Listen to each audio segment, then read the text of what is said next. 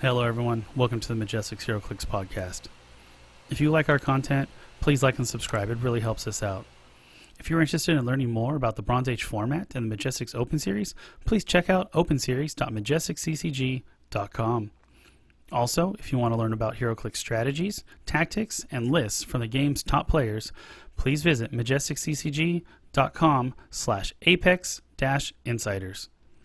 Lastly, if you're looking for Heroclix singles, please visit our eBay stores at stores.ebay.com/MajestixHeroclix and stores.ebay.com/ClicksCollective.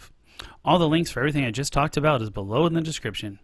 And again, my name is Jeff, and as always, I'm joined by Patrick Booth. Heyo. And Clay Wood. Hey, everyone. It has been a while, friends. But we are back. We're going to do our Deadpool Weapon X set release review. We're going to kind of look at it from the perspective of competitive and kind of sealed. What we think is the best. It's going to be a little player pass. And we're not going to dilly-dally. We're just going to kind of go through it and give our thoughts and get to the point. So I'm getting pretty excited looking at this stuff. How are you guys feeling about this set?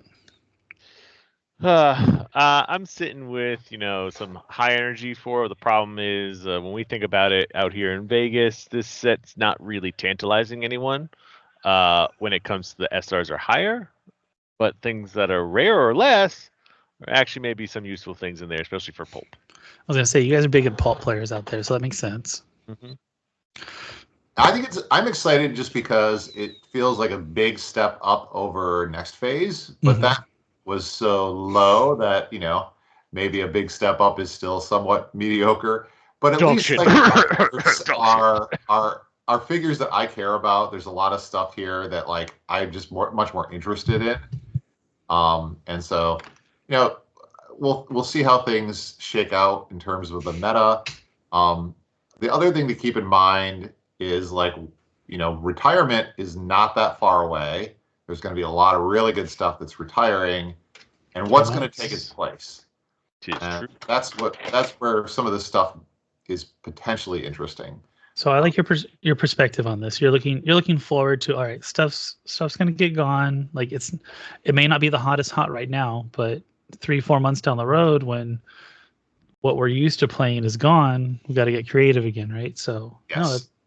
The other interesting thing to note as well is, Patrick, I think you're right. There is some interesting stuff for pulp, and now that they have a new watch list with the stuff that we've seen the pulp format really settle on, if they decide to shake that up in some significant way, that brings a lot of this stuff into play. So I think that we don't know. We don't know how it's going to shake out yet, but I'm interested to see how it does. Yeah. I mean, it's going to be cool to see what happens with pulp, especially because then we're not going to see the same team, just one figure different. Yeah. Right. Yeah.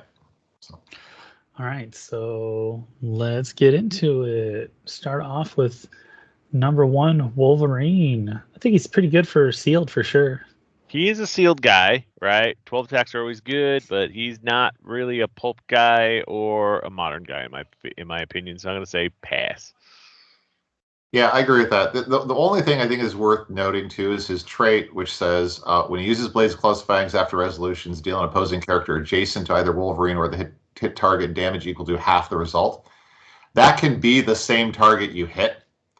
I did not realize that when I played this at Heroclix for Huntington's, but so you can actually, if you roll a 6, you deal the 6 to the guy, and then you can deal 9 damage. 3.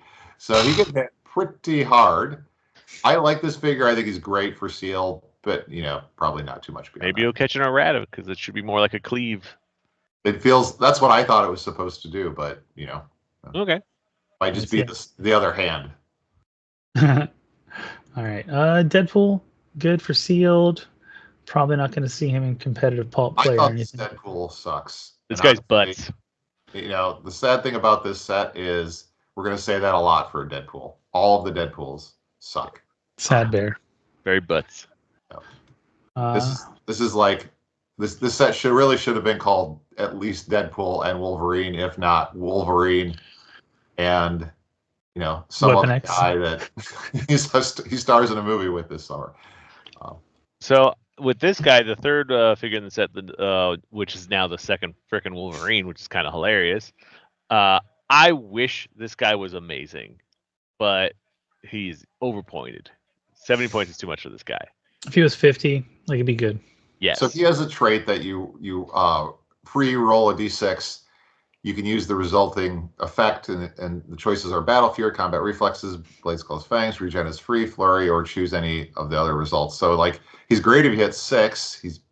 But anytime you have a figure that you have to roll a d6 to like to pick a power, It's rough. just too wild, too inconsistent. Definitely, the game of chance is not on your side. Why There's you too many never bad play options. this Wolverine over the 001 version? No clue. Yeah, 20 point. The other one's 20 points cheaper. It doesn't Same number of clicks. Yeah. Does more splash damage. Yeah, for sure. This guy has a better team ability. Yeah, he's wild card and X-Men. Yeah. Number 3. Yeah, but the other guy's got Plex.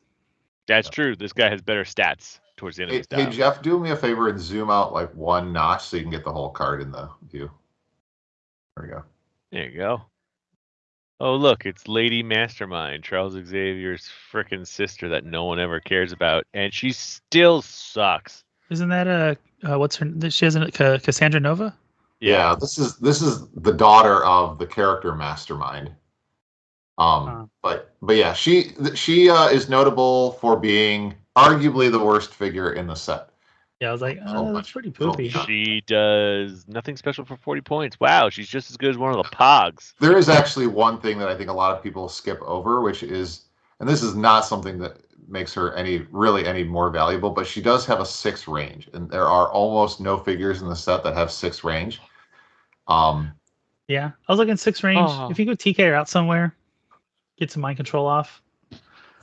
So if you scroll up a little bit, Jeff, you can. There's a button in the set header, the little stat button on the left there. Where here? Yep. So that'll show you the power breakdown. And so if you go over, I can't remember, 1 or 2. Go one more. It'll show you the average range is actually 2.5. Yeah, that's sad. See, there's only a couple figures with The 6 speed has gone up though. Speed has kind of gone up because speed was 6th in the last set. Yeah. So, anyways, So, something to keep in mind. It doesn't really make her significantly better, but it is something to keep in mind. Keyword frequency, interesting. Okay. You see, the X-Men is very popular, and then there's another Assassin. Ooh. Assassin. I think assassin could be the keyword that becomes like the next big meta. The way that things are going, They're building it up a lot. They are. It's like when they started building up Monster. But they don't have a primary attacker once we lose Red Widow. Deadshot. Ugh, he's Deadshot's so good, expensive. Like I'm not saying he's Talon good. combo. Yeah, Just Deadshot so Talon is expensive. extremely good. The problem really is that Ra's al Ghul is way too expensive, and he shouldn't have been a prime. Yeah, if you can move the target, like assassins would be phenomenal. So if they come out with a new figure that has assassin that can move the target that's cheaper, like they do, it's money. Yes. Yep. All right, sorry, Lady Mastermind. But Down the drain. All right, Black Widow, 25 points. so this I want to point out is hot shots. I think hot shots is like the next big keyword, but this will be the only set that you get it in, right? Because their new little trick. It's not a keyword though; it's just a trait, right? Trait. They didn't give him a keyword for it. Wow, that's really shitty. Well, the trait at least. It is so cool to have characters that, like, if you do X, you get tokens. Because when you hear that, there will always be a leader that gives you the token somehow to make your life easier, which we'll see later. This reminds me of what was the Harley Quinn Gotham City Sirens? Bombshells. Bombshells. This is the next Bombshells. This reminds me very much of Bombshells. Yeah. I liked Bombshells. Bombshells is a good, fun team if you're playing like higher points. Yeah, they were good at 300 and they were amazing at 4. Yeah. The only unfortunate things about them was that one or two of their main figures were cons, which was terrible for the standard person because it was like Hawkgirl and Raven, Yep. right? But I don't think there'll be one for hot shots. So and I'm assuming that's all the okay. hot shots are soldiers and or spies, So- or assassins. So Probably. her hot shot is remove a hot shot token from her, and she can generate smoke cloud terrain in their square. At the beginning of your next turn, remove that marker, even if it says lost. So you get a little free smoke clouds because she got stealth. That makes sense. That's cool. 25 point Have it. And her tie-up numbers are pretty piece. good. Yeah, triple target and cap exploit. But she's really just she's probably one of the weaker, if not the weakest of the 25 points though for Avengers though. Not a bad thing. That's true. Yeah. Point filler. Let's see. Diamondback. Oh, it's a Serpent Society person. They all blow. Another hot shot demolition. But she can hot shot. They can use improved targeting through blocking. Is that explode blocking or through blocking? It's destroy blocking. So that's why this piece is notable. There are very few pieces that actually have improved targeting, destroy blocking, or shoot through blocking. Yeah. She does have a 12 attack, energy explosion. Which is nice. But beyond that, she's not quite good. I think if Barrier picks up in Pulp, you'll see her for sure. Yeah, definitely. That is a very true statement, especially with Mern, and you want to probably protect him. I don't think you can play Iconics in Pulp. Her range is just too short. Oh, not Pulp. I'm sorry. That's the problem with her. 5, yeah. All right. And she gives that improved targeting to other hot shots, but none of them are particularly great. If she could give that to some class of characters beyond that, it would be much more interesting. Then she could do something useful. And she has the standard keyword problem that I always have, which is you give someone shield, but you don't give them the TA. Sad bear. Yep. Iceman with some ice cream cones for 30 points. All right, modifier. This guy's weird, but weird in a good way, because he has a really cool unique modifier that other friendly characters that can't use special powers get +1 to attack. This guy's pure fun. This is so what do you mean can't use special powers? So I believe, does that mean they're special powers but outwitted, or they don't possess one? So it says can't use. Does outwit specifically say when I target you and you say you can't do something? Does that mean you can't use it? Ghost Rider would say yes, which means either you get outwitted your special white power and now he's giving that guy +1 attack, or you just play like a really vanilla team, right? Like the current 2 hot shots we just saw, who don't really have any special powers, and now they're all +1 attack, and that's the easy way of getting like 13s. But noted, it is special powers, so traits are okay, or traits don't. So if you don't have any white box powers, or your white box powers outweighted. That's right. So I think this guy is phenomenal, at least in Pulp. I think he's definitely a great play in Sealed. There are just a lot of characters that don't have special powers, and giving them all +1 attack and enhancement is really great. I mean, this is unfortunately, he's kind of overshadowed by Porters as a support piece, but really he's very solid for only 30 points. Everyone should be getting one of these. I think that's the answer. It's go out, get this guy. He's a 30-point common. He gives you 2 team abilities. He gives you great trait. He has enhancement, and he can actually do something. He can incap if he needs to. And if you don't kill him, he's a triple target. Back. Triple target freaking incap. Yeah.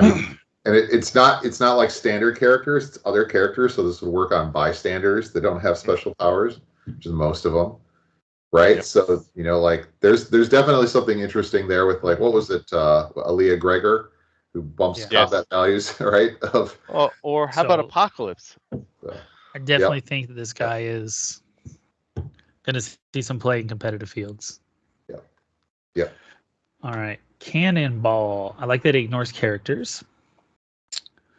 Starts with defend, so 19 solid. Force Blast. Force Blast is free, but if you only move 1 square, which is cool. So I think you could see him in Pulp. I think he's great in Sealed, great in Pulp. 19 defend is nothing to scoff at, right?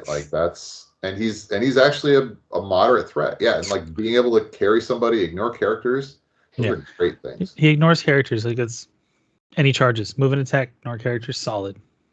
Yep. Cool. All right. Get yourself a cannonball, friends. Yeah. Richter. His last iteration was a super rare. It was very sad. Let's see what we got here. Quake. When you use it, he deals 3 damage instead of 2. I'm liking it. But sidestep, 60 points, a little rough. TK, barrier. This is a weird combination. He's crappy, unfortunately. Yeah. I don't think if you play this guy, if this is what you're forced to play in Sealed. In Sealed, I feel bad for you. Pity. Hey, if you take him in a BR and he's your TK guy, tertiary attacker, it could be worse. I don't know. I mean, he's like he has such a glass jaw. He has no reducers. He has, he has barrier. Ugh. But when he gets to his pulse wave, he's going to pulse wave knock back people. This dial's just backwards. Sidestep TK barrier is a great combination, just not for 60 points. Correct. With the quake and everything, it's just weird. Let's stop talking about this weirdo and get down to someone that actually matters. Because this name of this character should invoke fear in all ancient players. Copycat. But it doesn't. She's crap. We want to let you know you get to keep your own figures. That's all that matters. Yeah, she's butts. Thankfully, they did not make another broken figure. She's got a cool shape change that says if she succeeds, she gets a cool power from you until she chooses again. Right, but not worth the 40 points. So I feel that's better than having the attack be retargeted. Yeah.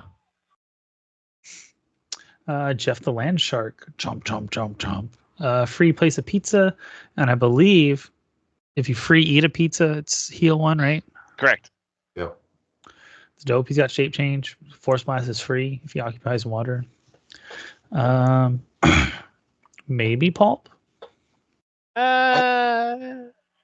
I mean, I think he's definitely something to play in Sealed. He definitely pulls. He's well worth 25 points. Especially like we go back to the stats, you'll see there are not a lot of flyers in this set. So being tiny and being able to carry him around helps a lot with your momentum. And so, he's dolphin, so he can't be shot at range when he's in water. He definitely is. And the force blast is free that can knock back larger characters is a big deal. It's huge. Sure, but I don't think you're reaching for him for any modern or pulp event, realistically. Yeah. I'd say maybe pulp. Unlikely, because there's not very many characters you're going to throw in for 25 points like this, because you have to be more efficient in pulp. I believe there's also a chase that generates him. If I'm a chase or a legacy card, so maybe to keep in mind. Ooh, there you go. Here's a really good sealed piece coming up. Leadership, 45 points. Not bad. No, 80 points for sealed. 80 Goes points. 8, 11, 18 for 4 with running shot, pulse wave, super senses, and outwit. That has built-in energy shield and toughness is pretty gnarly when it comes to sealed. I'm far less enthusiastic, I guess. I feel like 80 points is just too much. It's a lot, but how many guys do you think in your 2 boosters are you going to get that does 4 damage that's not a super rare or higher? Yeah, I mean, I feel like this guy wants to exist back in the days when you could single target pulse wave somebody. Probably. And do British damage. They were saving him from back in the day, and they're just the stats look cool. And I also feel like 80 points for 6 clicks. It's a lot, but he's got a 20 against range with super senses, and he has toughness. And he's a flyer, too. I'm happy to be wrong about it. He needs the leadership. If he had traded leadership, that would help a lot. Yeah. And at the lower points, I just feel like he's junk. Who wants to pay 45 points for 3 clicks? Willpower. Yeah. Or unless you really needed a leadership. You're paying for leadership. Let's see. Multiple man, 10 points. If you begin the turn on the map, roll a d6, 4 through 6. Guess what? You get another multiple man from your KO area. Yeah. So if they be dying, they be coming back. And that's free for each one that's out there, so they could all come back in a turn technically, which is kind of cool, but it's just farming points. Yeah, it's a cool concept. 10 points with Empower is awesome with Wild Card. He'll make modern teams, constructed teams, just because of that. Yep. The sidestep, Wild Card, Empower. Great combo. Right? But are you playing him just because he has this cool multiple man trait? No. Right? He's just conveniently 10 points for Empower. And the only thing that's better than him in Power is if that 5-point Pog that we don't speak their names of, the trio. Yeah, I mean, I think he's actually phenomenal in Pulp too. Just a very cheap team player. Yeah. Particularly for copying Shield. Yep, it's so good, right? Like the Black Manticoon, who's 15 points, and I just love, has only 2 clicks. This guy has 3, and is cheaper. Still gives you Empower. You don't care about the trait. The fact that you can only play 1 is not a big deal. 1 is often enough. So. Very cool. So definitely pick a few of these guys up. I'd say at least 3. All right, we got Hydra Agent. Okay, we got Hydra, Masters of Evil. Again, if he's KO'd after resolutions, roll a d6, generate up to 2 Hydra, 15 points or less on their starting click adjacent to a friendly character with Hydra. That's cool. I think 15 points for 2 team abilities is always good. Yeah, I was going to say, I think if you're you want to do some, wild card shenanigans and you want Hydra and or Masters of Evil, he's a good option, but not really notable beyond that. I mean, he can at least hurt someone. He's got Charging Blades. We'll say it that way too for your 15-point investment. All right, let's Deadpool Robot. The funny thing is the robot is better than the actual regular guy. I mean, I don't know, way overcosted. This dial, is a 60-point dial. This dial is so fucked up. I just don't understand why it's 75 points. I have no clue. This should have been a 50-point dial at most. See, I was being generous saying 60 because it's 8 clicks, right? But the even numbers are just garbage. Yeah. Oh, they're so bad. There's and the problem is even the non-black, the non-even numbers are bad too. It's charge, range combat expert, running shot, close combat expert. I know. They're all need to swap some powers here. They're all fucked up, and there's no way to make this really work. And besides running shot, you want running shot on your opening anyways, not charge. You don't want to charge in, then later on get running shot. This is clearly a dial that a child who does not know what this game does would invent. Yes. If they just flopped the attack and damage, or the movement attack on 1-3 and 5-7, it would have been perfect. But so would you pay 75 points for it? No. I'd be more convinced to. All right. So I hear a lot of talk about time breakers. Yeah, so time breakers, definitely the hotness. Talk to me about these fucking cucarachas. All right, so let's walk through what Timebreaker does, because I think he's definitely going to see play. There's definitely going to be people. And apparently, you need 9 of these guys or something to make this thing work. So he's 5 points. He has 1 click. He is tiny, and he is most notably autonomous. We thought it was gone. It's back. But he has a couple traits. First one, calling more workers. It's a free action. He can, if another friendly character has not activated the same effect, generate another time breaker. The other one is power. Choose an adjacent character. Place that character up to X squares away from their current square, where X is the number of time breakers, either this or the bystander that later we'll talk about, that are adjacent to the character who you are shooting across the map. Or poofing, we'll say poofing instead of shooting. All right, Patrick, tell me about all the shenanigans you can come up with. So the easiest shenanigans with this guy is, I've heard some people go invest 25 points of your team into 5 of these guys and just put them on the board, let them all sidestep next to a guy, generate one so you make it 6, right? And then you power action to now place a guy 6 squares away from where they were. And then what you do is then after that, that's when you have like the guy be like a charge flurry or something like that and just wreck face. Because it only costs you 25 points to do this. How many times do we all spend more points on a TK that only moves 4 and they have to have line of fire? Well, these guys don't A, need line of fire, B, they just got to be adjacent, and C, they're all autonomous, so the actions that they actually take don't matter. Don't matter. And not so, in modern, at least. So the only risk with these guys, I will say it this way, right, is anyone that has like a pulse wave on their team that can catch these guys, because they only have 1 click, like you said, and you pulse wave them and you get all those 5 points, right? But you got to place your guy X amount of squares away, so who cares?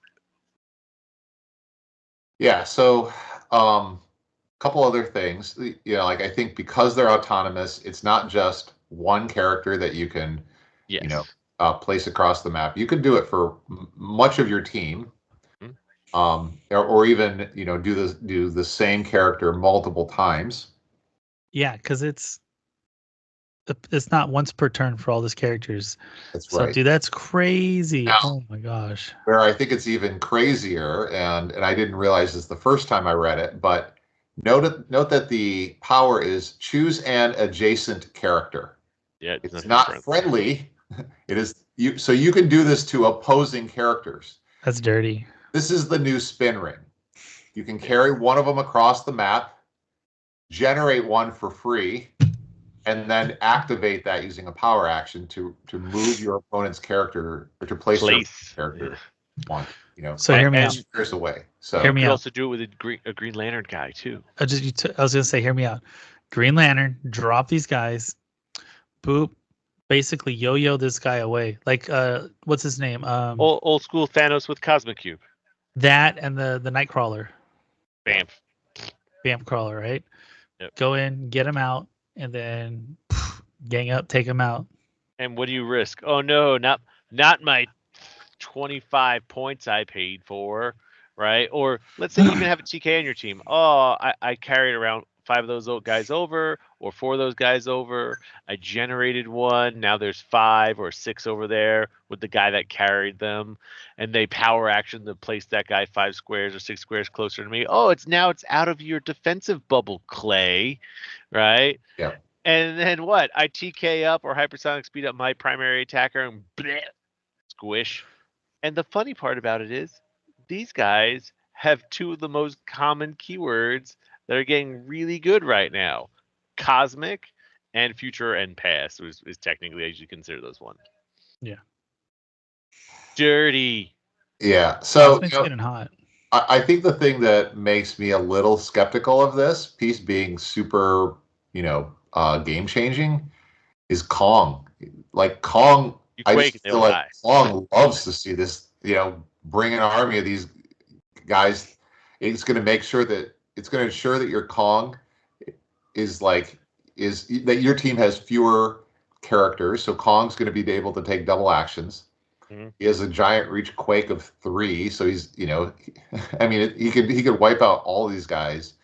Maybe you can do something creative and place them in a weird manner in which it kind of like body blocks some number of them, protecting the rest of your force.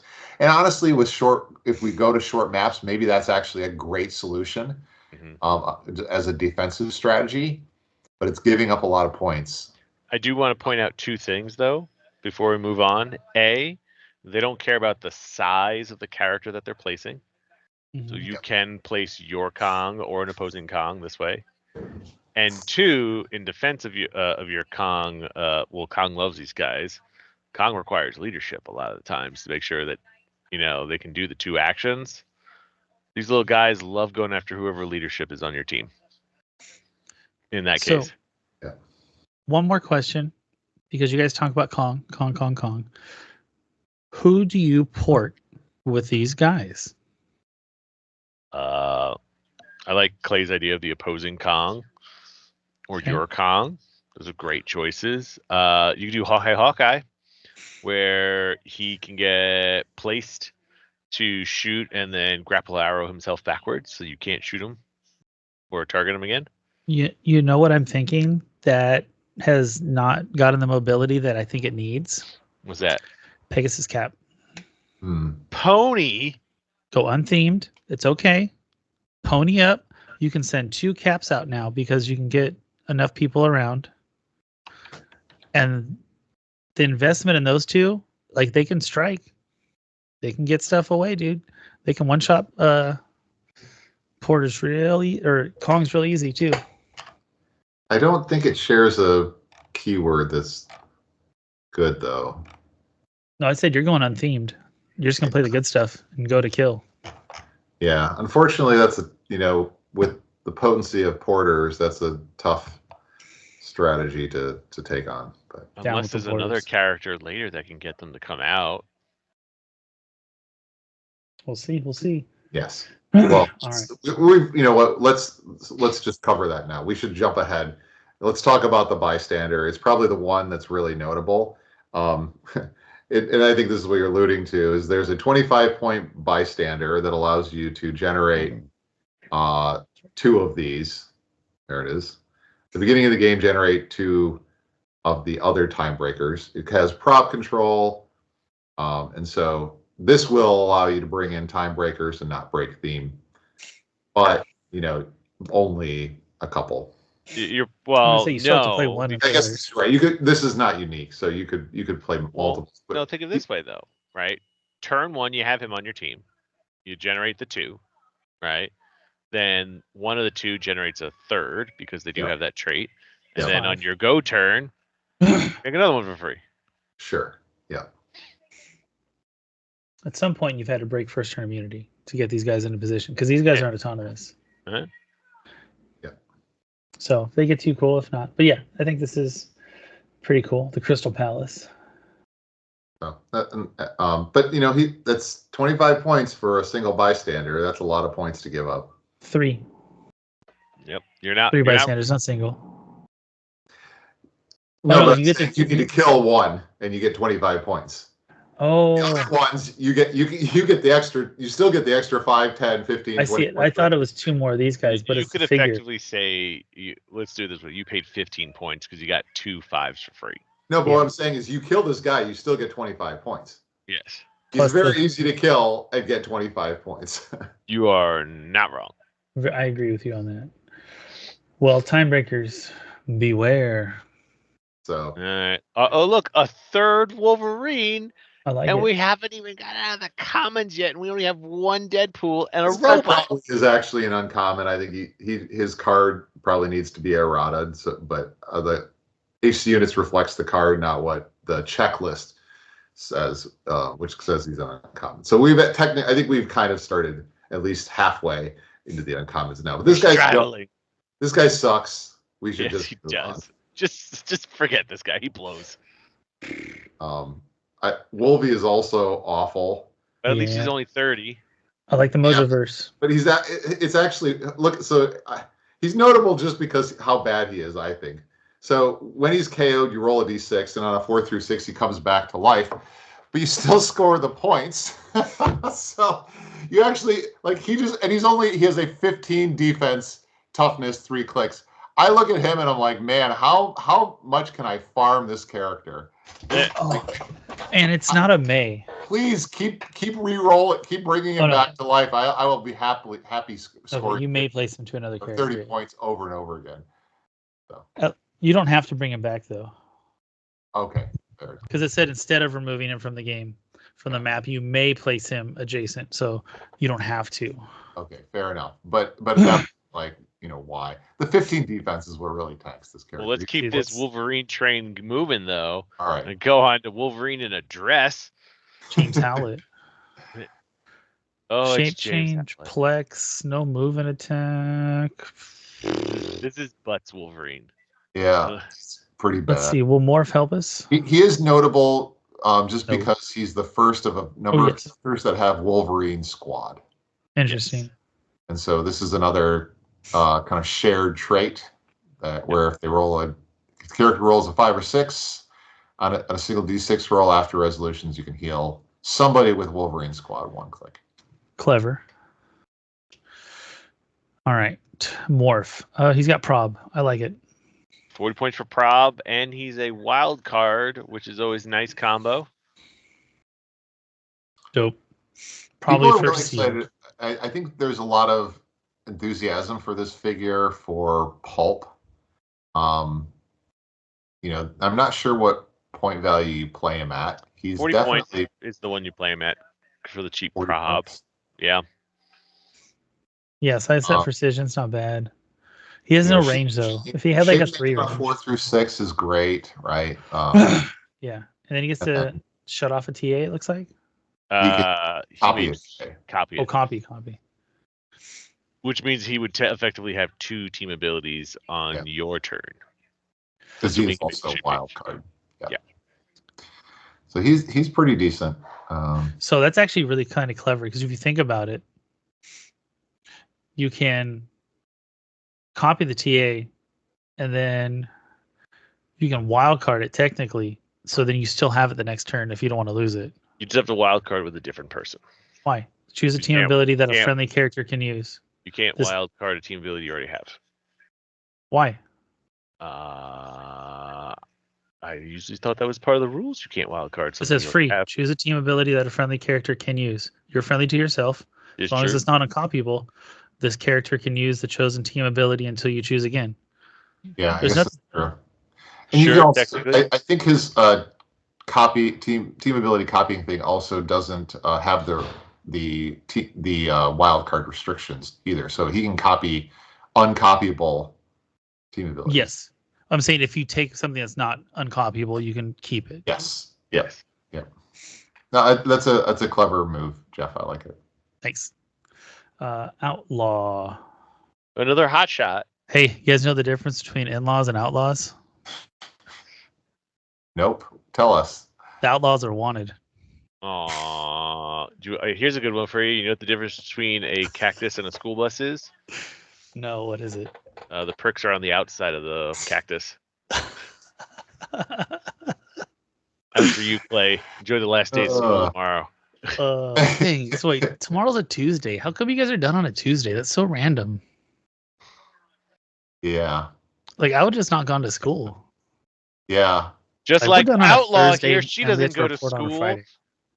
There's actually been like this like organized group of parents and kids trying to convince everyone else not to send your kids to school this week, and then so the administration had to send an email saying no, it is actually required that your kids are in school. It's just been this whole thing. It's ridiculous. So I'm just gonna let you know right now, they're not getting paid after a certain point in like I forget it. They're not getting paid anymore by the state to have your kids at school. It's not mandatory. You don't have to do that. I don't know. Because at a certain point in the year, the state stops paying you. Yeah, the whole thing's stupid. I don't know. I don't make stupid like her quick draw ability, where when she hits with a range attack, if it was the first action of this turn, she removes an action token from herself. That's pretty cool. And she's a hot shot. Yeehaw. Let's see if she. So friendly characters with hot shot traits have free remove a hot shot token from this character. If you do, this turn they have knockback, and characters they knockback can't reduce knockback damage. That's clever. I like that. And she blows up brown when she moves, and she's a shoot out. Yeah, she's okay. And she's a marksman, so she'll get the arrows for free. So it's pairs really well with the big one, right? The Quake. Yeah, but she's a running shot super strength piece. And she has Empower, which is not bad. It's just like a weird set of powers. It's a horrible set of powers, Clay. Be honest. Like 65, so she is like she is a close combat shooter, is what she is, right? She supports her close combat hotshot people with the Empower, and she running shots into combat to shoot someone in the face. You could do worse. You could have Lady Mastermind. Yes. But I'm not beyond saying she's that, great. I think you could probably do better. So hey, correct. But she's a hot shot. Yeehaw. Yeah. All right, look at this. Let's look at this White Fox. She's also a hot shot. The last Kumio. Close enough. Friendly characters with a hotshot trait have free remove a hotshot token from this character if you do until next turn. When an opposing character attacks this character and misses, after resolutions, deal that attacker 1 pen. And guess what? She's got shape change, which isn't really considered a miss, and super senses, which does consider a miss. And she's Fair. a mystic herself. Yeah. Wow. Doesn't that mean that this would stack with the Mystic's TA because it's 2 different sources that do the same thing? Yes. Except that only is when they miss, when they attack the character. So they're taking 1 if they miss, and they're taking 1 if they hit. Yeah. So the only way to avoid it is to not do anything. Or shape change. Yeah. So she's a great tie-up piece. I think she's definitely charge very plastic, playable and sealed. Probably not much beyond that. You're definitely rolling the blades like every time. Yep. Yeah. 12 attack is nice. Charge plasticity is great. Let's see. She's Mystique. good. I thought she's all right. She ignores character, but she's kind of boo boo. So this is Mystique. We've moved on to Mystique now. Yeah. Oh, yeah. Mystique is not good. Yeah, she's kind of boo boo. What? I think Mystique is very solid. 5 clicks, 30 points. Okay, I'm seeing it. The stealth, the combat reflexes. Shape change, combat reflexes, ignores characters for movement, and she gets to pick a power. Yeah. Standard damage, attacker damage, right? Out of its X-Men, she can choose 2. Yeah. Okay. She's so she likes stealing She's support powers is what she's phenomenal. All right. You sold me on it. I was wrong. All right. Okay. I mean, She's not terrible. Sorry. She's phenomenal in pulp. She's a great pulp. Yeah. Or seal. She's phenomenal in seal. She may see pulp play, but we'll have to see. She's pretty good. And she's an assassin, so she provides one of the things that assassins need is more support characters. And Brotherhood TA is always solid. But I like tie-up pieces. I will admit that's a weakness of mine. No, dude, I'm seeing it. I missed the stealth early on. So like the stealth with the reflexes. So if you can get her in hindering, she's good. Yep. All right. Boom boom. Yee. Boom Boom's like what her name says. I will say I haven't seen too much improved targeting through hindering in this set yet. Yeah. So I'm gonna say at least in sealed for sure. No, she's junk, dude. Look, she has no move and attack. She has only have 4 range. She's bad. Yeah. All she's right. Boom Boom like her name. Sorry, Jeff. Sorry. Yeah, she can blow up Mystique real good. Leadership, Mastermind, 50-point leadership. I'm liking it. Friendly Bystanders modify attack +1 and can use plastic. He's talking about Strife, everyone. We're on Strife now. Yeah, so I think his trait to bump up Bystanders is notable because of all of the Bystanders that we may or may not talk about later on. All of the Mutant Liberation Front have finally been clicked as Bystanders. And so if you play them all together, then they get +1 attack. That's dope. The fact that he has shape change and outwit for a damage power and all friendly characters with no action tokens have safeguard prob is really nice. He's not bad. He's just way too expensive. 125 points is just.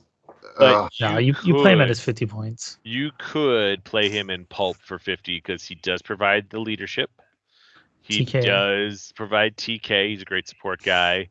He's like your tertiary attacker for 50. And the fact that everyone that's attacking cannot be proud by your opponent because the last thing you do is give action tokens is amazing. Yeah, like those opening attacks are going to be huge. Yep. Yeah. So, I say pulp friendly. Here and our next figure is actually really, really good. Yes, agree. I think she's not so great at top dial, but notable at 25 points, sidestep, pulse wave, barrier, perplex, and 3 clicks. This figure will get modern play because it's 25 points for perplex and barrier, which is good enough for 25. And on top of that, they actually threw some free pulse wave on top of that and sidestep. Yeah, sidestep, barrier, perplex is solid. The point value at 50 is still, like, I know it's not great, but 7 clicks for 50 points, I just do want to note it's pretty good for this set at the point. Like, it's been kind She's sturdy if you play her at 50, yes. swinging it the other way. But yeah, 25, I think, is the money. I think she's great on pulp. I'm not sure if you're in modern. I think a big weakness is her keywords are just Generation X and X-Men. And so unless X-Men comes back to keywords. Well, until rotation, she gonna go on those apocalypse keyword messy teams. 35 points, give her a sword. You know, it's a Genesis thing. APOC, make people X-Men. I think people are getting their barrier through stop Porters signs rather than stop signs will go. I feel BT is going to rotate. It will. This is a piece that could be more interesting after rotation. I like it. Thinking forward. All right, X23, Laura Kinley. Family bonding Laura. When X23 KOs an opposing character of 30 points or less after resolutions, friendly characters with this family bonding trait may make an attack. Huh. Have we seen any other family bonding yet? They are all upcoming. Okay. They're all kind of bad. So. So when we get to a certain one, I'm going to tell you a pulp trick that makes it so they're not bad. Okay. But it's not this one. All right, so senses, and you get to heal her 1 click at the beginning of your turn. That's just that defense power is at the back end of her deck. So, 50 points, yeah. Yeah, oh, man. But you get a 12 attack for an extra 25? Oh, that's... Yeah, it's not worth it. She gets punched easily, and then you can't get her back on it, and then she's stuck at 10 or 9 attack. Yeah, I bad. Scout, family bonding Gabby. When a friendly character hits after resolutions, a friendly character with a family bonding trait may make an attack. She's also bad. We could move past Nope. This is the one I'm going to tell you to stop. Okay, all right. So there's a lovely figure that's the Queen of Pulp. If you've heard me say that before, we all know who that is. Her name is Poison Ivy. So what you do is you play this figure as a partner with Poison Ivy, who's getting carried preferably by Manifold.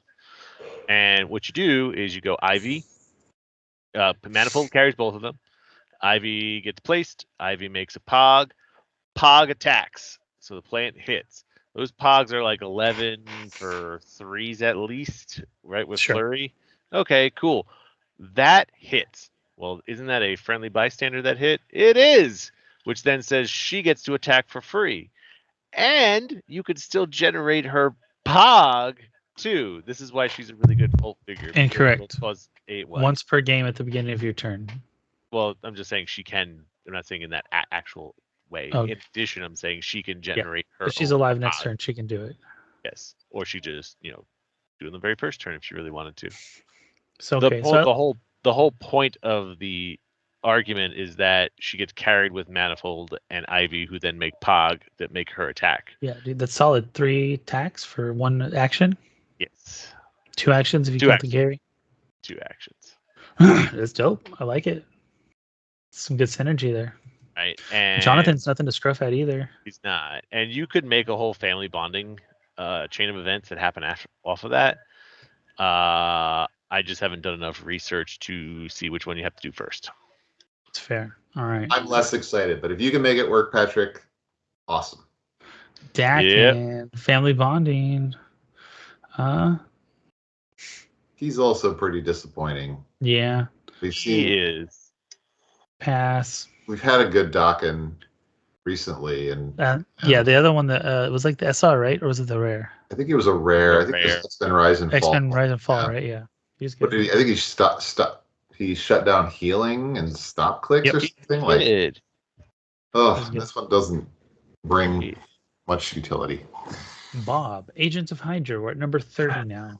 Yep. Let's see. Friendly characters within range that have the Deadpool core or Hydra keyword also have the Hydra TA. Prob, but only if an opposing character is within range and line of fire. So that's kind of poopy, but 30 points. I think I'm going to pass. Prob is always great in sealed. I think he's a play in sealed. the ranges in the set they're not high, so likely you're going to get to use that prob. But if it has to be within range and line of fire, so you got to put him out there. The thing that he helps out a lot with is there was a lot of guys around this time of like 60th that had the Hydra keyword that did not get the team ability, and some of their guys were like, if you have the Hydra TA, things happen to you. He allows those effects to hit those characters. It may not be good, but it is a thing to point out that if you are more of a like tabletop person, like you play with friends and you want to do Shield versus Hydra, he'll help out that. Yeah, I'm with you on that. He has at least a purpose. I think he's a sealed play, but not much beyond that. It's fair. Sealed and fun. All right, are we gonna have a good Deadpool here, friends? Nope. BCF uses it after result, heal him equal to the D6 result, but that's on the last 3 clicks. The end of his dial, though. Yeah. See, if that was a trait, cool, playable. And the fact that he has no defense on those first 4 clicks and he has a 5 move with sidestep is the saddest thing. He's just like asking to die. Yes. He's pretty horrible. Kid Omega. Friendly characters with X-Men also have Brotherhood. That's cool. Yeah. Friendly characters with Brotherhood TA succeed on a 9 through 12. I like that. Yeah, he is a combo figure with one of the legacy figures we'll talk about later, hopefully. 50 points, I feel, is a little expensive. Yeah.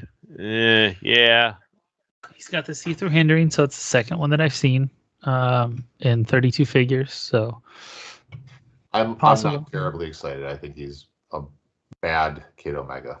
He's a TK that you may need in sealed. Is he naughty, Clay? What are you trying to say? Psylocke. Stealth, mind control. Mind control is free. Hey, we're talking, but only to target an adjacent character. So, fun note, she has 2 targets, so she can mind control 2 people if you just walk her little butt up with her leap climb at 40 points. It does say to target an adjacent character. Is that singular or? Who knows? That's a good question. I ain't an English major. Neither is with kids. Oh.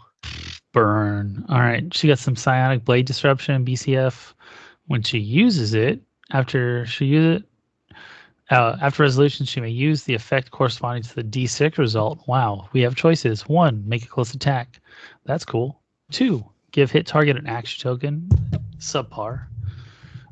Choose a standard attack power. The hit character can't use that power until your next turn. That's on a 3. 4, the hit target can't use team A's until your next turn. That's solid. 5, heal her 3 clicks. What if she's on click 1? If Psylocke KO'd a character this turn, remove an action token from her. Very situational. So I feel like the best roll would be 1. It's like 1, 3, and maybe 4.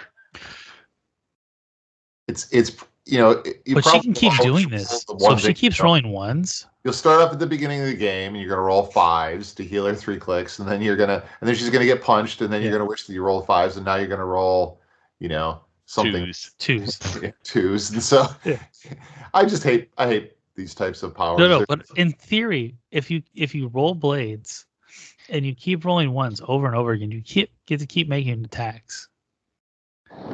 Okay, I guess that's fair. Technically, you are right, but yes. Do you really want to risk that, man? I mean, so she'd be cool and sealed. No, I'm just saying, in theory, if you keep rolling 1s, she can keep making the attack because it's not a free action. Yeah, you're right. So. And in theory, I could roll, boxcars 8 times while playing craps. So, that's the thing too. Yeah, I think she's notable mainly because the mind control is free. There's actually a number of characters in the set that allow you to make an attack after being carried, or after moving, and I think she's one of them. And those figures are always very potent and worth keeping an eye on. But if she can only target 1 person after the mind control, I guess that's kind of sad since she has 2 targets.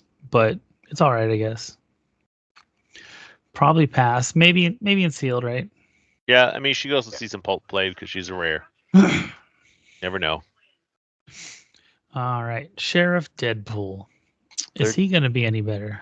He is the Deadpool. best Deadpool in the set. And he's too expensive. I see Prob. I'm happy.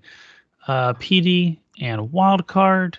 Quick Draw when Sheriff Deadpool hits with a ranged attack.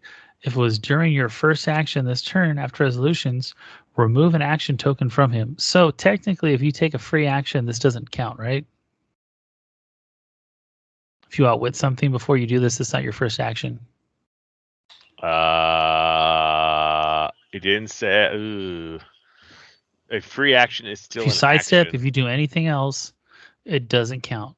Yep, you're right. It's not a costed. It doesn't say costed, so. So does that still make him the best one?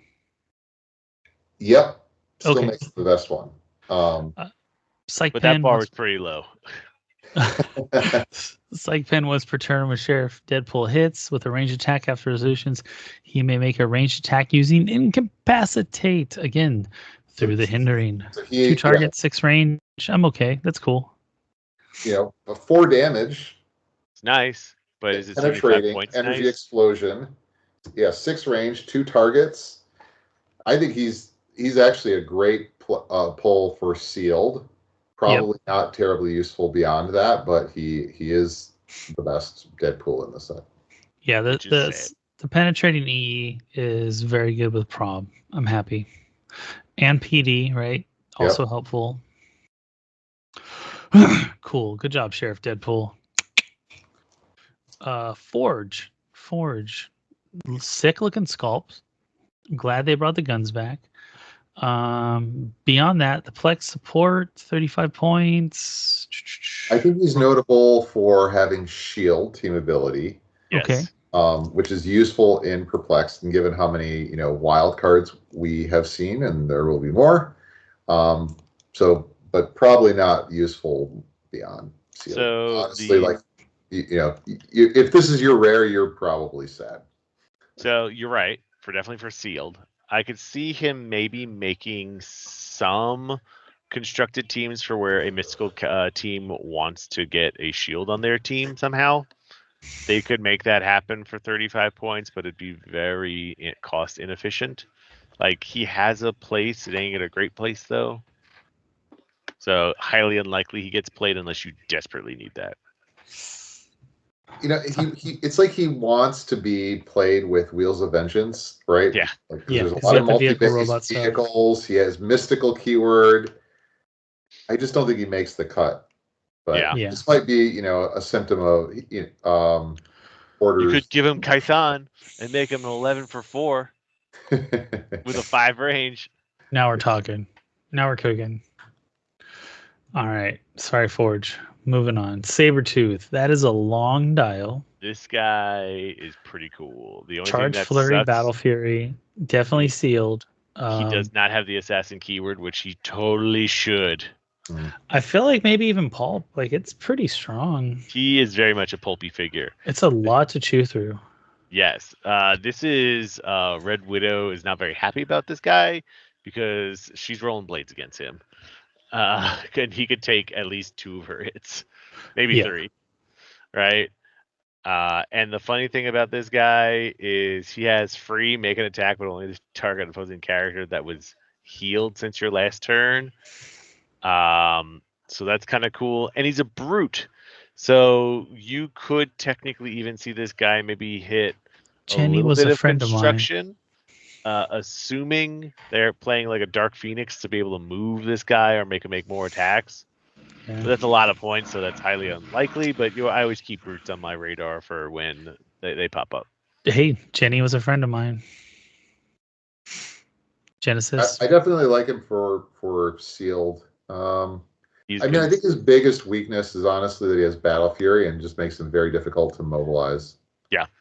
So maybe this is a time breaker, a friend of time breakers. Ooh. But I don't think do they share a keyword? Or are they out? No. Are they are the time breakers exiles?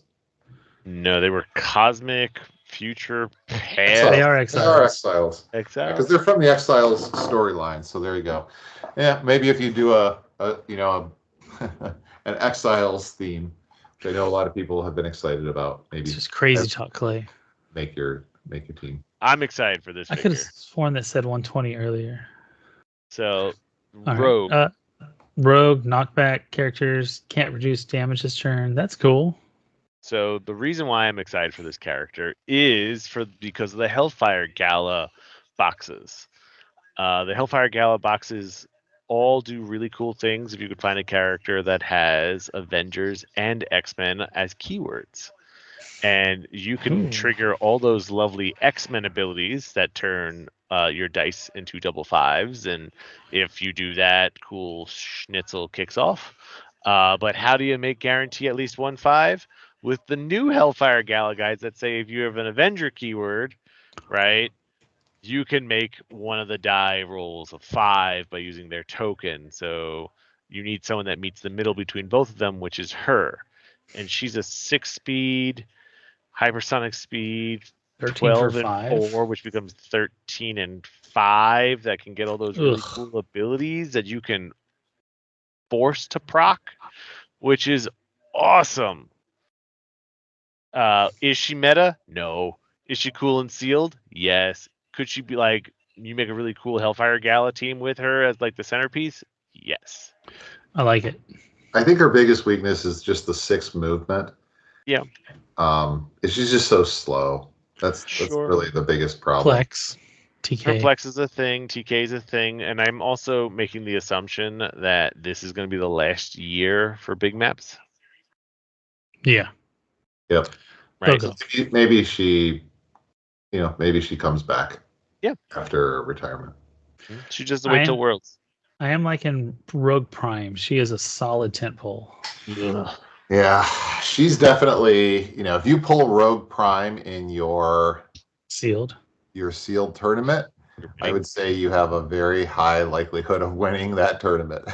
Dude, her gloves come off, so when she hits, characters can't use displayed powers this turn.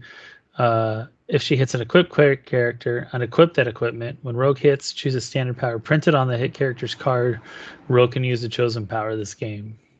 And she can stack them. That's the best part about that. Mm-hmm. Dude, yeah. So once she gets going, she starts hitting, she's just stealing your shit. So, now here's the question, though.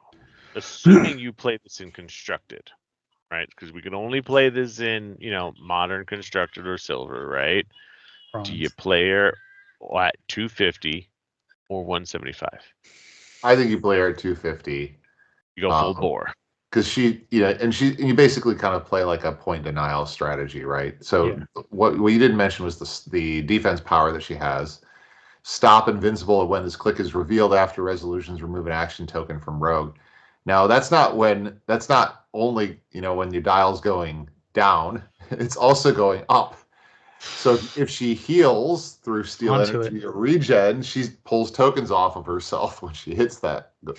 Smart. So, I didn't say the first time this click's revealed. Oh, correct. Yeah. Like the thing that she wants so bad is to hit someone with shape change. That's all she wants to do right away. Give me that Kevin with a hippo, like so perfect. Yeah. I think like the trick arrows on her is extremely potent because if you hit a character that was equipped, you unequip the equipment. So you basically trick arrow and then quake, and they all drop equipment, right? Jeez. So I think she's worth picking up for fun, at least. Yeah. This next figure is definitely everyone should be picking up. Atlas Bear. All right. Which has an amazing looking sculpt too, by the way. And another hot shot. So when he does his hot shot, when this character would be KO'd, if they have any hot shot tokens instead, remove all their hot shot tokens and turn them to their last non-KO click. That's pretty cool. So you got to kill him first twice. You got to kill them all twice, and if you want to get rid of it, you have to kill him first. Oof. Yeah. Hoping you get to him before he's got a token. Jeez. Mm-hmm. You just got to hit. All right. Shatterstar. She's also notable because she can carry 5 characters that she shares a keyword with, which include Assassin and Mystical and Soldier, all very good. Yeah. She has outwit and prob control with a giant reach of 3. So With that was blades. fantastic. I like the prob is on the attack power. That's crazy. Yeah. Yep. Very good figure. Fun. All right, Shatterstar. Flurry sidestep. She uses Flurry before making the second attack. You may place him up to 4 squares away from the current square. Wow. Ignores characters. Can move through blocking terrain and elevated. This guy is a beast. He doesn't give a shit what's in his way. Yeah. Here's a question for you. So, can you sidestep?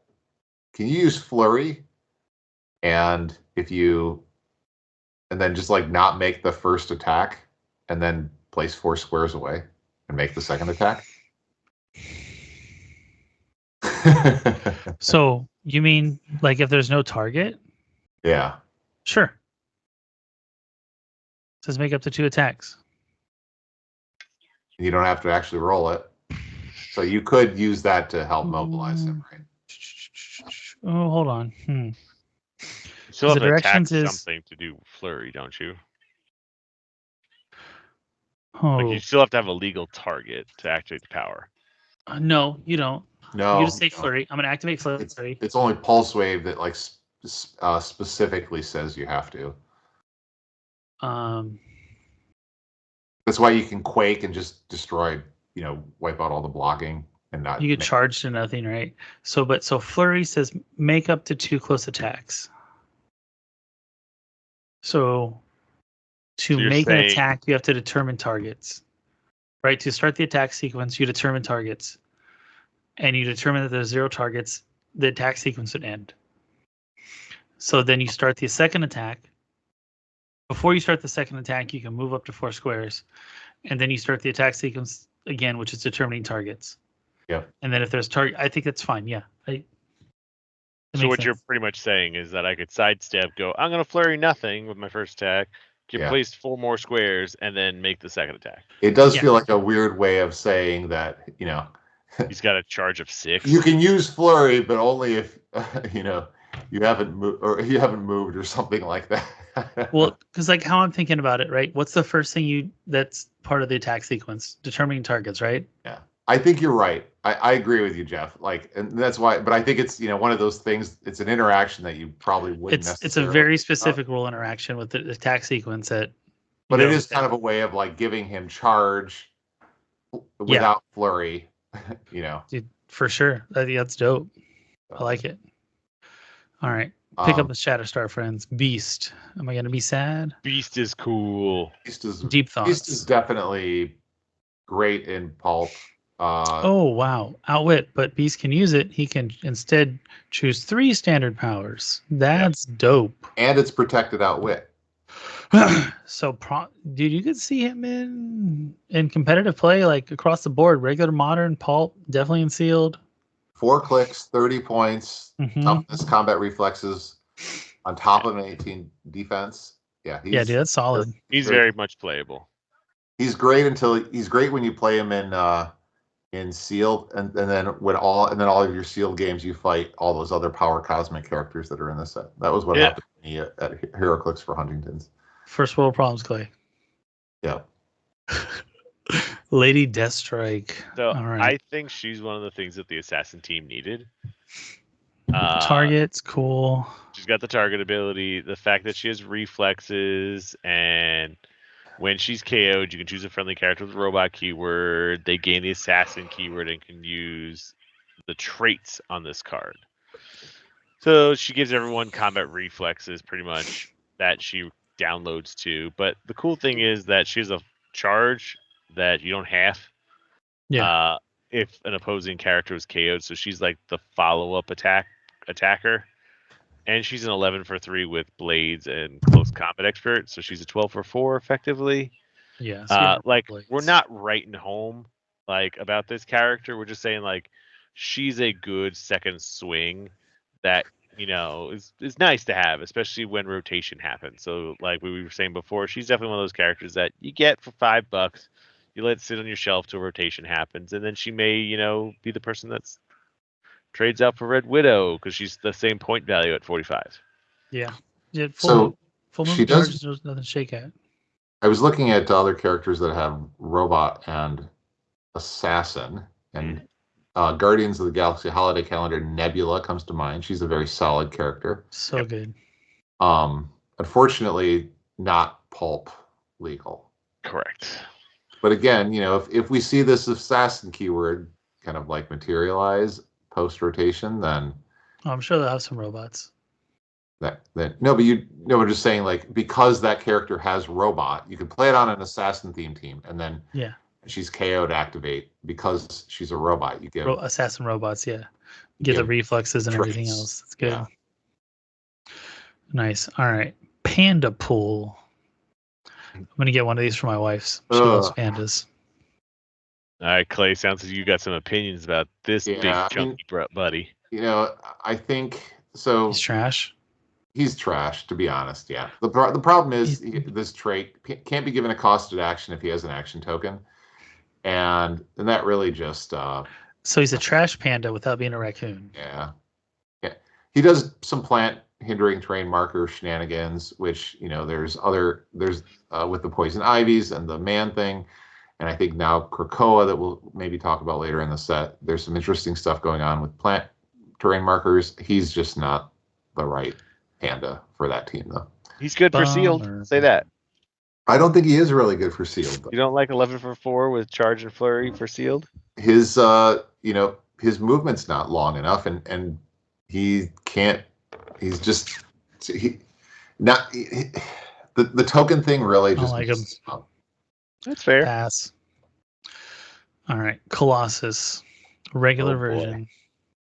I think this Colossus is great. He's a metallic beast. wall himself. He's a little expensive, but 19 defend is so good. And protected pulse wave and outwit. Yeah. So they're not gonna go through it. Colossus and Jason friendly characters share keyword can reduce pen. Yeah. Can't have their combat values modified by opposing effects. Okay, that's. Yeah. He's paying expensive. You're paying a lot, but it's worth it. He's gonna pick up a terrain, smack somebody for 5, and knock him back. And I would say probably most notably in sealed, maybe pulp. We'll have to see. I'm not sure. 100 points in pulp is a lot. I do like this guy though. Oh boy. Yeah. So Colossus Prime is definitely. Dude, 80 points? That's crazy. Yeah, this definitely I think wins the award for most value by upgrading to a higher point value figure. Goes from 60 to 80 and gains 4 clicks. Yeah, dude, just 20 fucking defense. Yeah, 2 damage, 1 attack, 2 defense. Yeah. Dude, 2 movement. That's crazy. This guy's gonna see competitive play. He's really good. He absolutely is. And I think the other thing that makes him really notable is mind control. When he uses it after resolutions, deal a hit character damage equal to his printed damage value. So that's deal. So, he loves to mind control. Oh, and then opposing characters can't use safeguard mind control, including from Battle Fury.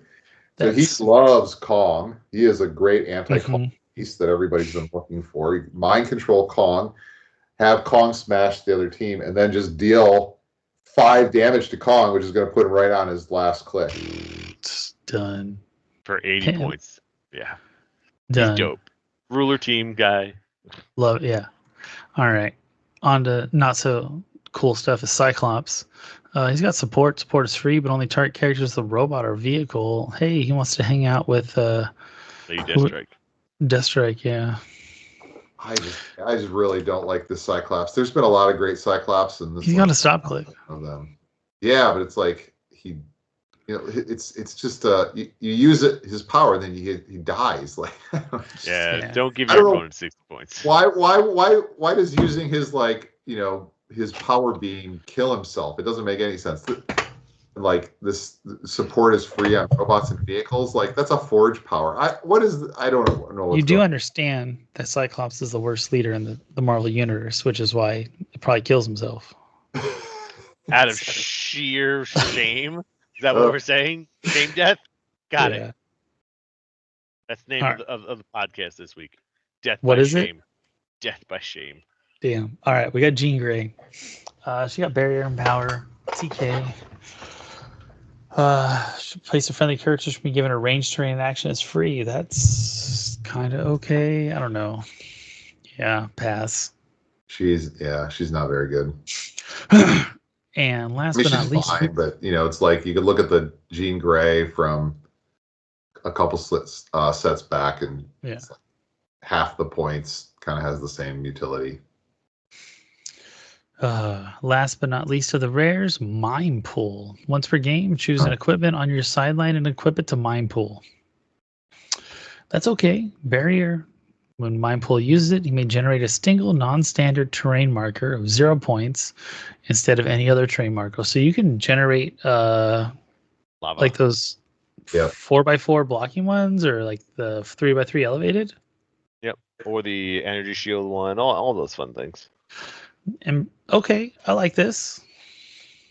Yeah, maybe somebody will be able to pull something off. He has that wit as well. He's cosmic is the key thing. He's cosmic and he's 40 points And he's for assassin. outwit and barrier, and he's an assassin, right? That's it. Yeah. Not great. Whatever. I like it. He gets a free piece of equipment. I just want to give myself a pat on the back for putting in the cool emojis in the. That's pretty dope. So mind you, he could, if I remember correctly, Mad Jim's cosmic, no? Yes. Yeah. So you could do some little shenanigans with him and Mad Jim. Yeah. For the next 4 months. Sure. Let's see. Banshee's got now trade we are Force into the Blast. super rares, we should note. Yep. Huh? But we're into the super rares. Supers. So, listeners at home, don't be surprised if the quality figure starts to decrease rapidly. Yeah, he's kind of eh. I think what's kind of a bummer is he has a free choose one, improved targeting, destroy blocking, hindering characters, or he can alternatively pick Pulse Wave. I don't know why he has to. Why the Pulse Wave guy has to pick Pulse Wave is weird. Yeah. Should just be trait. I mean, I think he's a very decent pull in most of the super rares are good, playable in sealed. You're going to be happy if you get a super rare. Probably, I don't see him being played in modern or construct. Not really. He's not great for the detective team. I don't know anyone that's playing police currently, so meh. Pass. Yeah. Vox Ignis. Super Rare Prime. Yay. Boo. A writer must have a terrible. What? Nah, I'm just joking. He's got Cosmic Mystics, character minimum range 4. Okay. So basically, so I think you have to make sure you read the first trait. At the beginning of the game, you can place Vox Ignis on an adjacent friendly character's card. This game, if Vox Ignis is on that card, then that character can use his other traits and has, when this character is KO'd or replaced, then place Vox Ignis adjacent to the square this character last occupied. So then the Spirit of Variance that gives Cosmic Energy Mystics and a minimum range of 4 now makes sense as to why those are all on a trait as opposed to being just, provided naturally. And then the next thing, next trait is Mind Control, Pen Blast, and when this character attacks a single character, any positive modifiers of the target's defense value become negative. This is a really very strong power. It's like you turn energy shield deflection into a -2.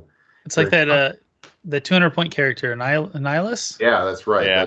That Alyssa was playing to very, she played it at silver, silver out at Heroclix for Huntington's and did quite well with it. Because there's so many stat bumps. Porters give defense bumps. Hindering terrain gives a defense bump. Become negatives. That's really, really powerful. So he's good. Let's say what it is. He's good. The only problem is he's 90 points. Yeah. And to do his ability, you took pretty much a third of your team off the field to make someone else better. But That's the remember issue. though, you could place him on somebody who gets swapped out. They can take advantage of it on their alpha and then swap, and then he comes in and now can act. Correct. I'm not saying you're not wrong. So my poor problem with him is that he is 90 points. Yeah, no, he's expensive, but he also brings a lot to the table. I'm sure there will be somebody who comes up with some really good shenanigans with him. So Get him if you can. I'd say get him if you can. If he's too expensive, outside your budget, he's not a must-have. I think that's a fair assessment of it. You can live without him, but he's good to have. Yeah, I think if you have a team in mind, there could be something there. Mm-hmm. Good keywords: mystical, herald. Because again, the herald also you can get a free god, right? Correct. So if he goes on the card, right, the god stays, right? Because he goes to the character's card, he's not being KO'd. Correct. Okay. The improved targeting is not a trait, right? No, not a trait. It's an ability. Got it. All right, Maverick. Ugh. Pass. Pass. He's a good thing to pull in sealed. Energy explosion, psychic blast, force blast. Those are all good things. He definitely will do some work. Beyond that, probably not. Let's see which. So this is our first character that has the cool new thing in the game where some booster boxes may have dice inside of them. It's gonna make some noise. The problem with this is if we are to believe what happened during Scott Porter's reveal was true and not just a once accident, a lot of figures have been coming without the appropriate dice. Now, Clay, you can speak more on that since you saw a lot of it opened. I haven't heard of any of those issues, but we'll see. So just Scott Porter got screwed. Got it. That's okay. That's okay. 50 points maybe. The problem with her, she's 50 points and she's not really an attacker. She, does give all your brotherhoods mystics, which is awesome. She's prob. Prob's never a bad thing. The problem with her prob is when she uses it, the target rolls her chaos die, right? Yeah. And her chaos die has 3 big fails on it and 3 big successes. Well, what is her little crown? Those are supposed to be 6s. Yeah. Yeah, I don't think she's quite what she needs to be to be really competitive. She is kind of interesting.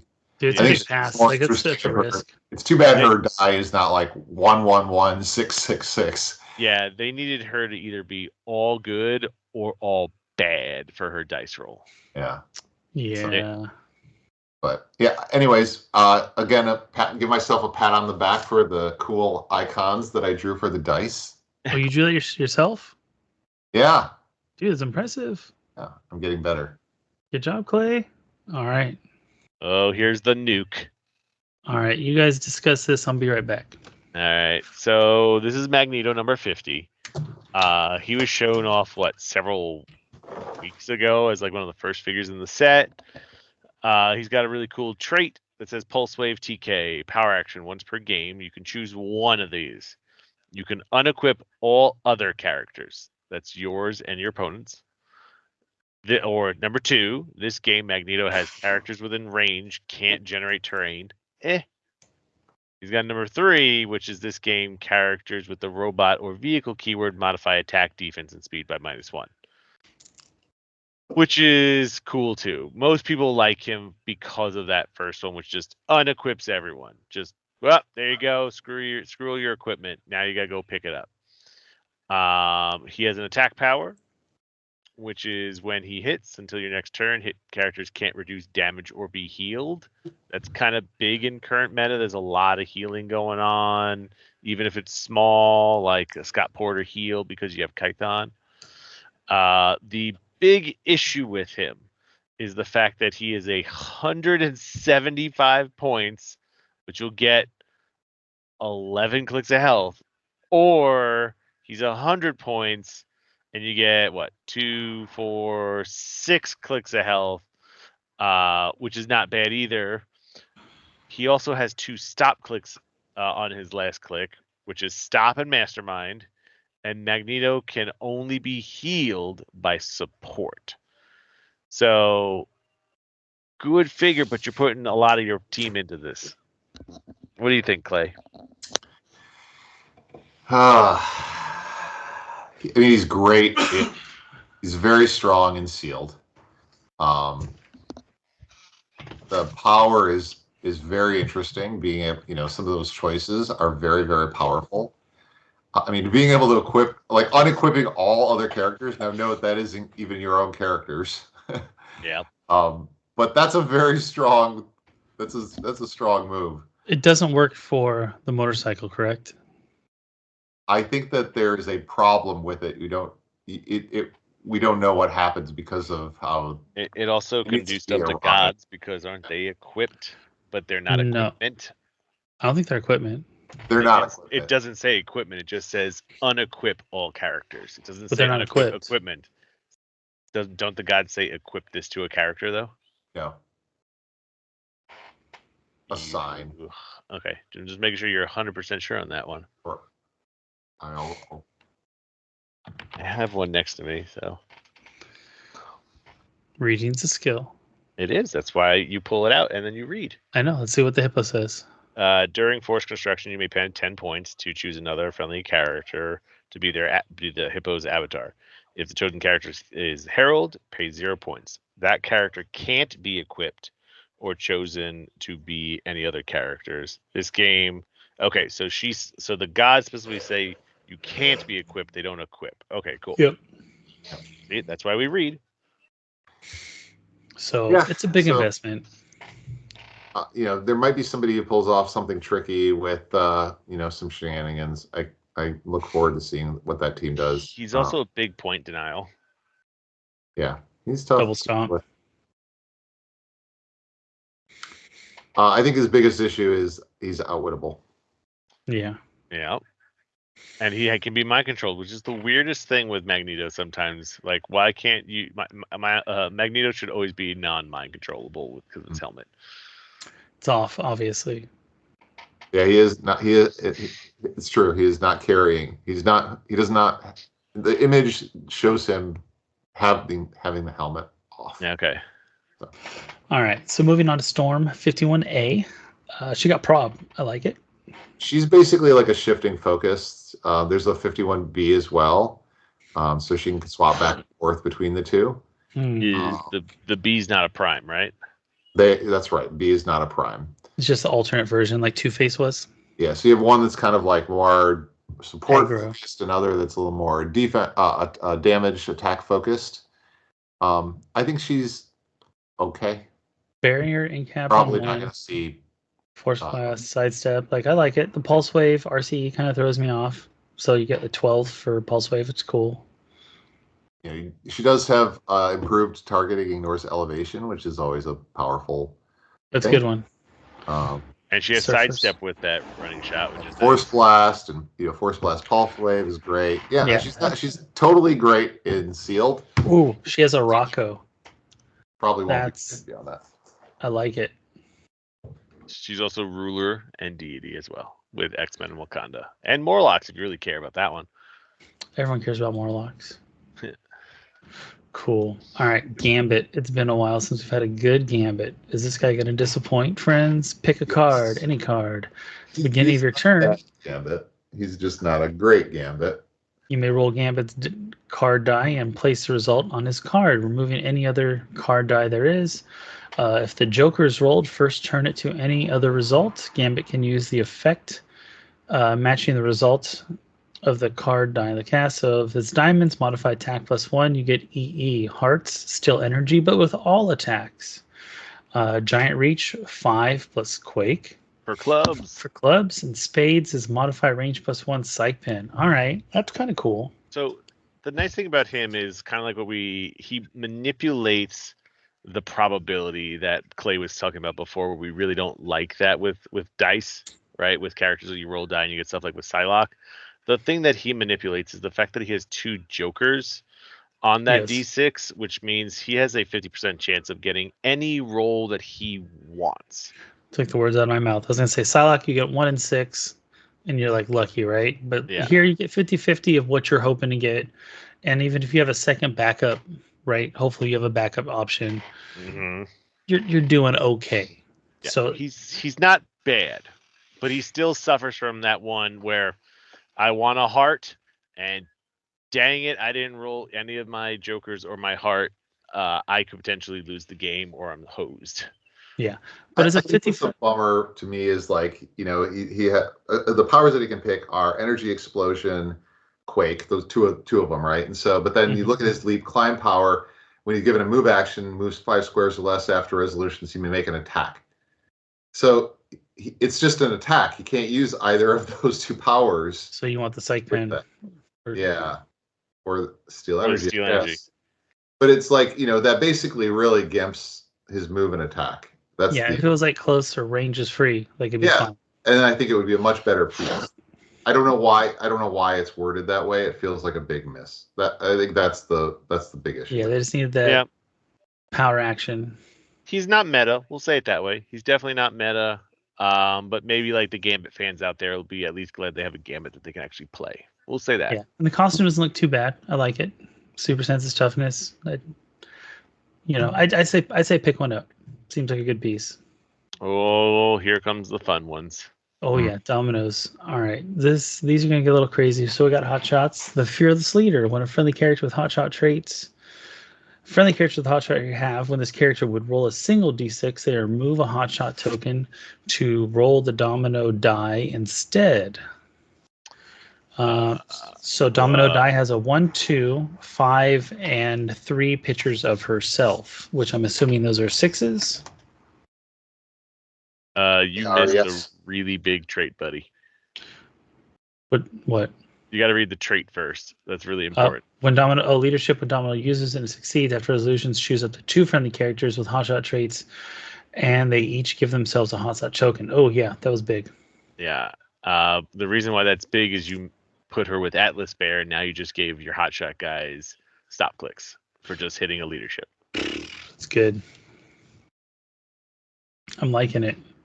The domino die is really good, right? Like, yeah, 3 6s, a 5, a 2, and a 1. This is kind of like what we wanted Scarlet Witch to be, where they leaned into one of the sides really well, right? I feel like Scarlet Witch should have been the opposite, and they just kind of goofed it up. Yeah, it's what it is. Missed opportunity. So Super Senses, 4 through 6. Prob, when Domino makes a ranged attack, one of the d6s may be rolled by her domino die instead. Yeah, so there's a high chance that she could cause double 6s to occur. Yeah. Right.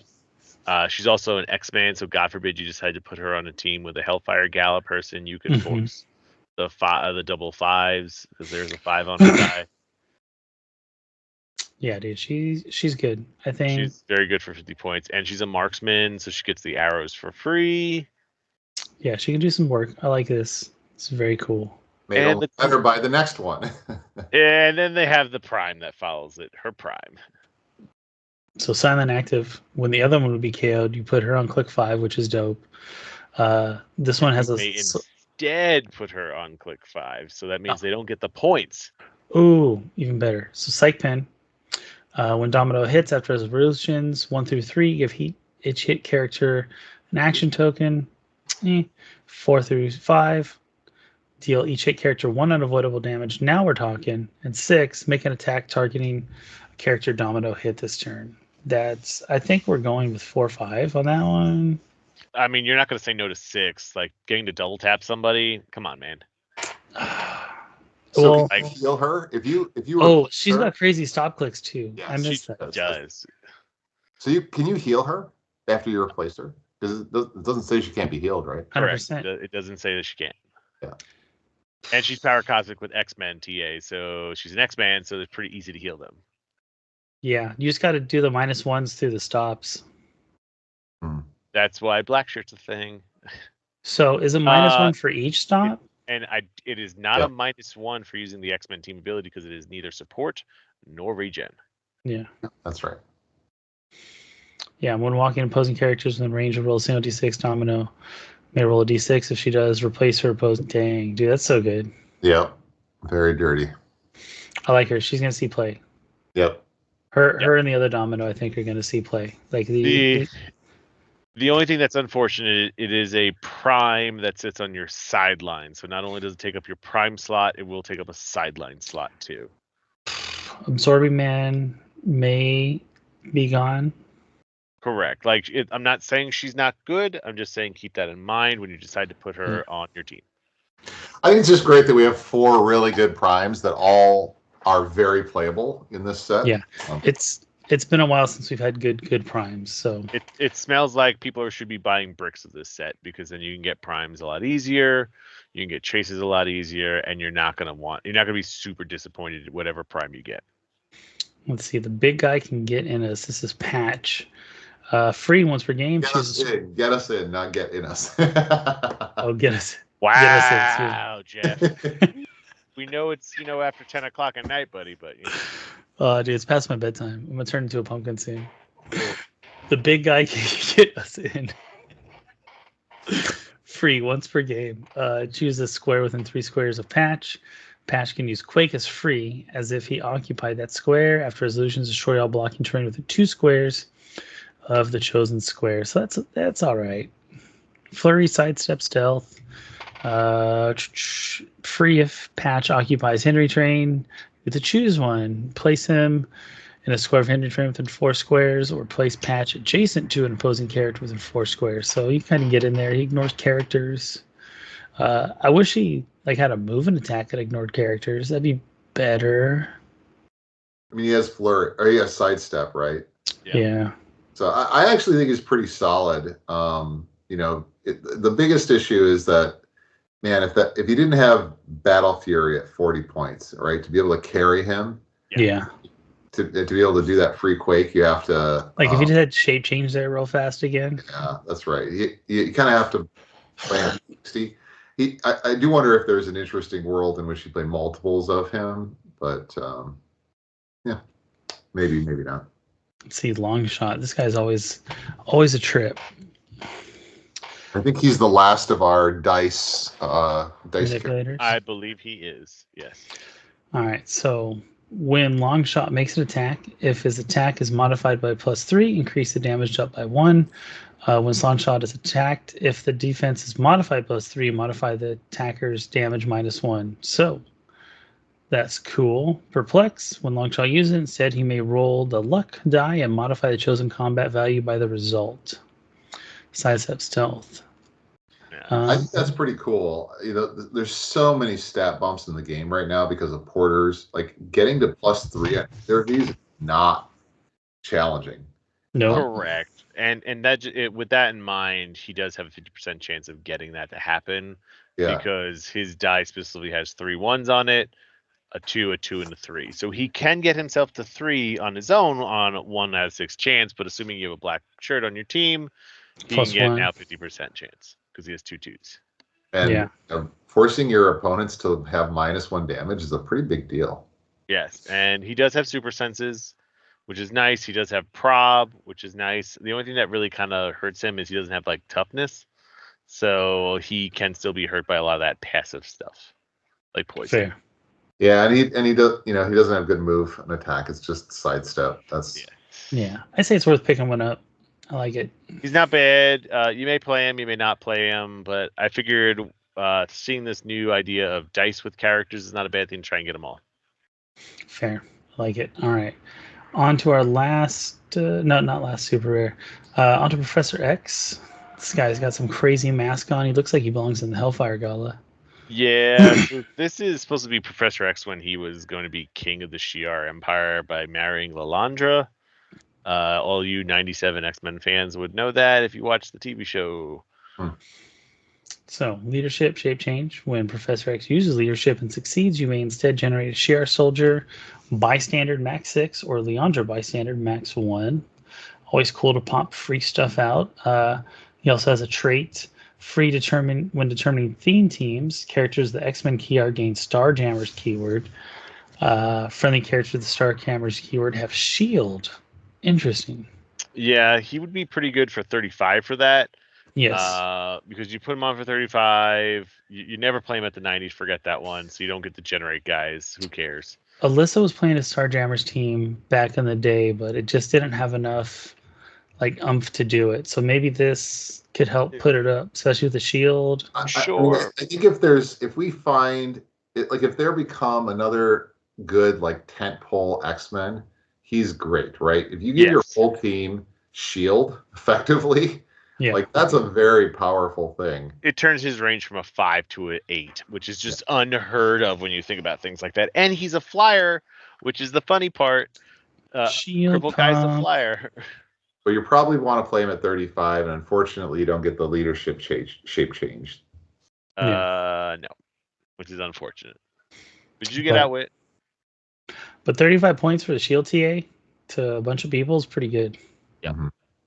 And the pogs he makes aren't really great. Running shot, toughness, running shot. Leandra's cool. She got prob. Yeah, but you only have one of them, so meh. All right. On to Wolverine Pool. Yeah, this guy's weird, but weird in a good way. Tell me, Patrick. So his first trait was oversized katana claws, which is giant reach 4 and blades. Who can't say no to that, right? He also has improved targeting brown, but only when he uses close. Which is good. And it's not destroy brown; it's just improved targeting brown. So he just ignores see through. Yeah, he can see through it. And when he makes a close attack using his giant reach after resolution, destroy all blocking terrain he drew his line of fire through.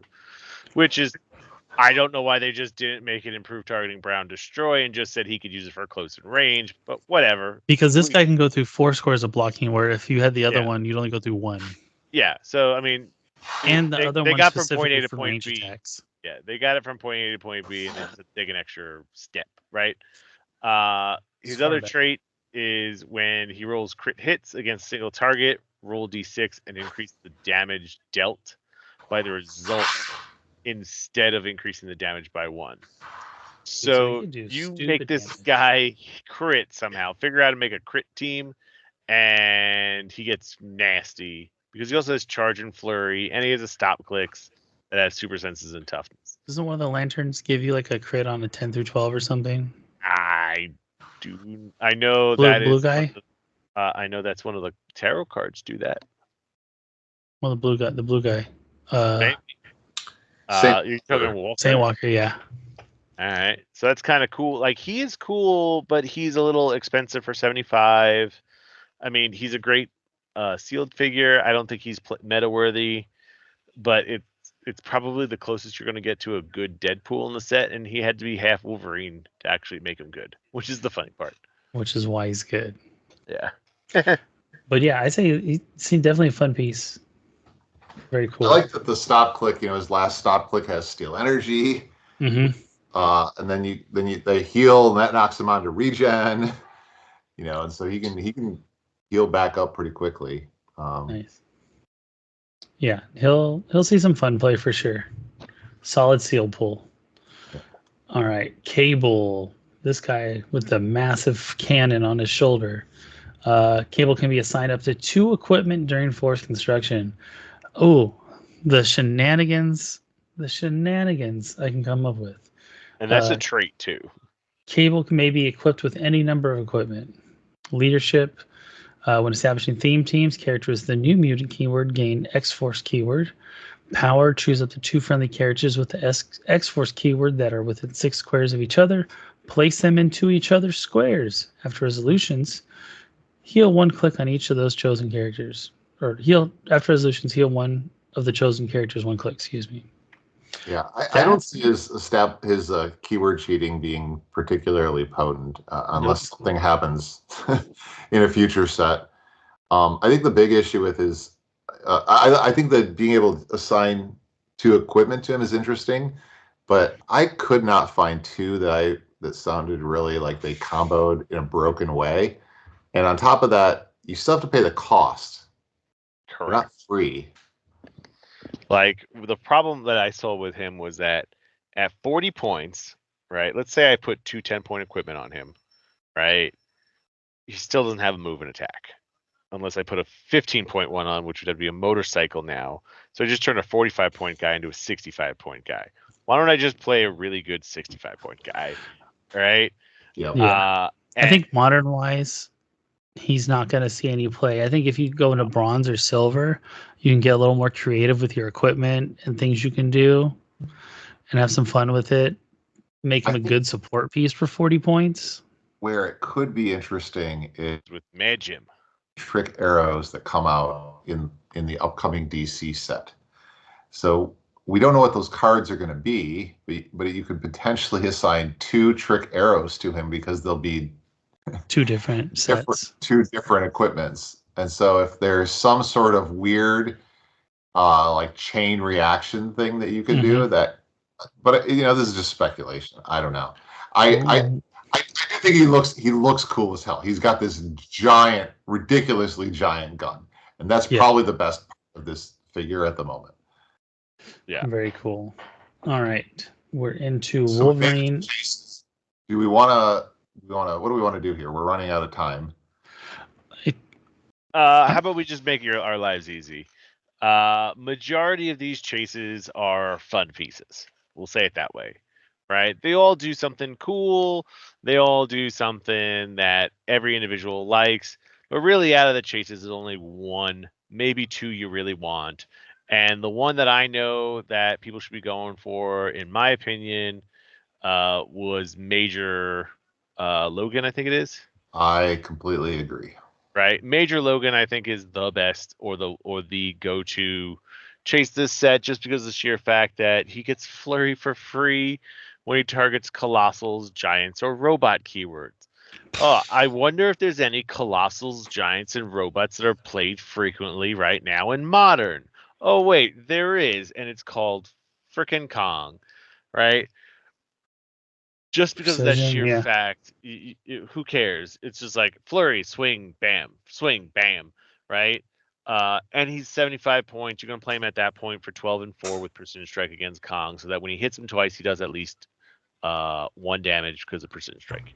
He's freaking awesome, right? Yeah. The other one, in my opinion, now this is my opinion for the second one, is I really like Wolverine and She-Hulk, because if you could find a really good pair, the fun thing about them is, assuming the Wolverine doesn't die and he gets put on his last click and he gets back to the She-Hulk, they go back to the very first click number that She-Hulk's that this duo started with, right? That's the fun part about them. Now, I'm not saying that this figure is meta in any fashion or form, but there's some pretty decent She-Hulk and Wolverines out there that you can kind of do the fastball special with. That's kind of fun, right? Otherwise, the other chases are all just like goofy, fun figures that you like, right? You like the zombie guy because he's hard to kill, because he's like all the DC deceased guys. Great, but how many of us are actually playing them? None, right? You like the Deadpool with some other buddy on somebody else, Hit Monkey, Death, or Wolverine. They all do something cool, but not cool enough to actually be meta worthy, right? Obviously, the funky one could be interesting if Assassins becomes a real thing. Correct. You need to do something either gimmicky or hope that something happens in the future to make any of these worthwhile. King, Deadpool, and Elsa is probably like my third pick, right? Just because of the sheer fact is they have some really, really good traits that work really, really well, but they are so niche. It is not even funny, and this is the one that drops Jeff, because Jeff, I know, likes playing things named It's Jeff. me, Jeff. I think the other one that's notable is the Wolverine with the Phoenix Force, mainly in sealed, because if you pull this in sealed, congratulations. Dude, and this just looks probably sick. Won. And conveniently, it's a Wolverine. Like, I know I want to pick this up just because it looks fucking cool. Yeah. Mm-hmm. All right. So, like, majority of the chases are going to be passes, right? I think that's the easiest answer. Yeah. Then we got Weapon X, Deadpool from, what is it, the Play at Home Kits? Yeah. I think there's a couple legacy cards that are worth touching on briefly. Well, I'm going to add this before we skip him. Multiple Man, the one you can buy exclusively through the WizKids website. Warning, warning! Everyone always forgets to buy that one.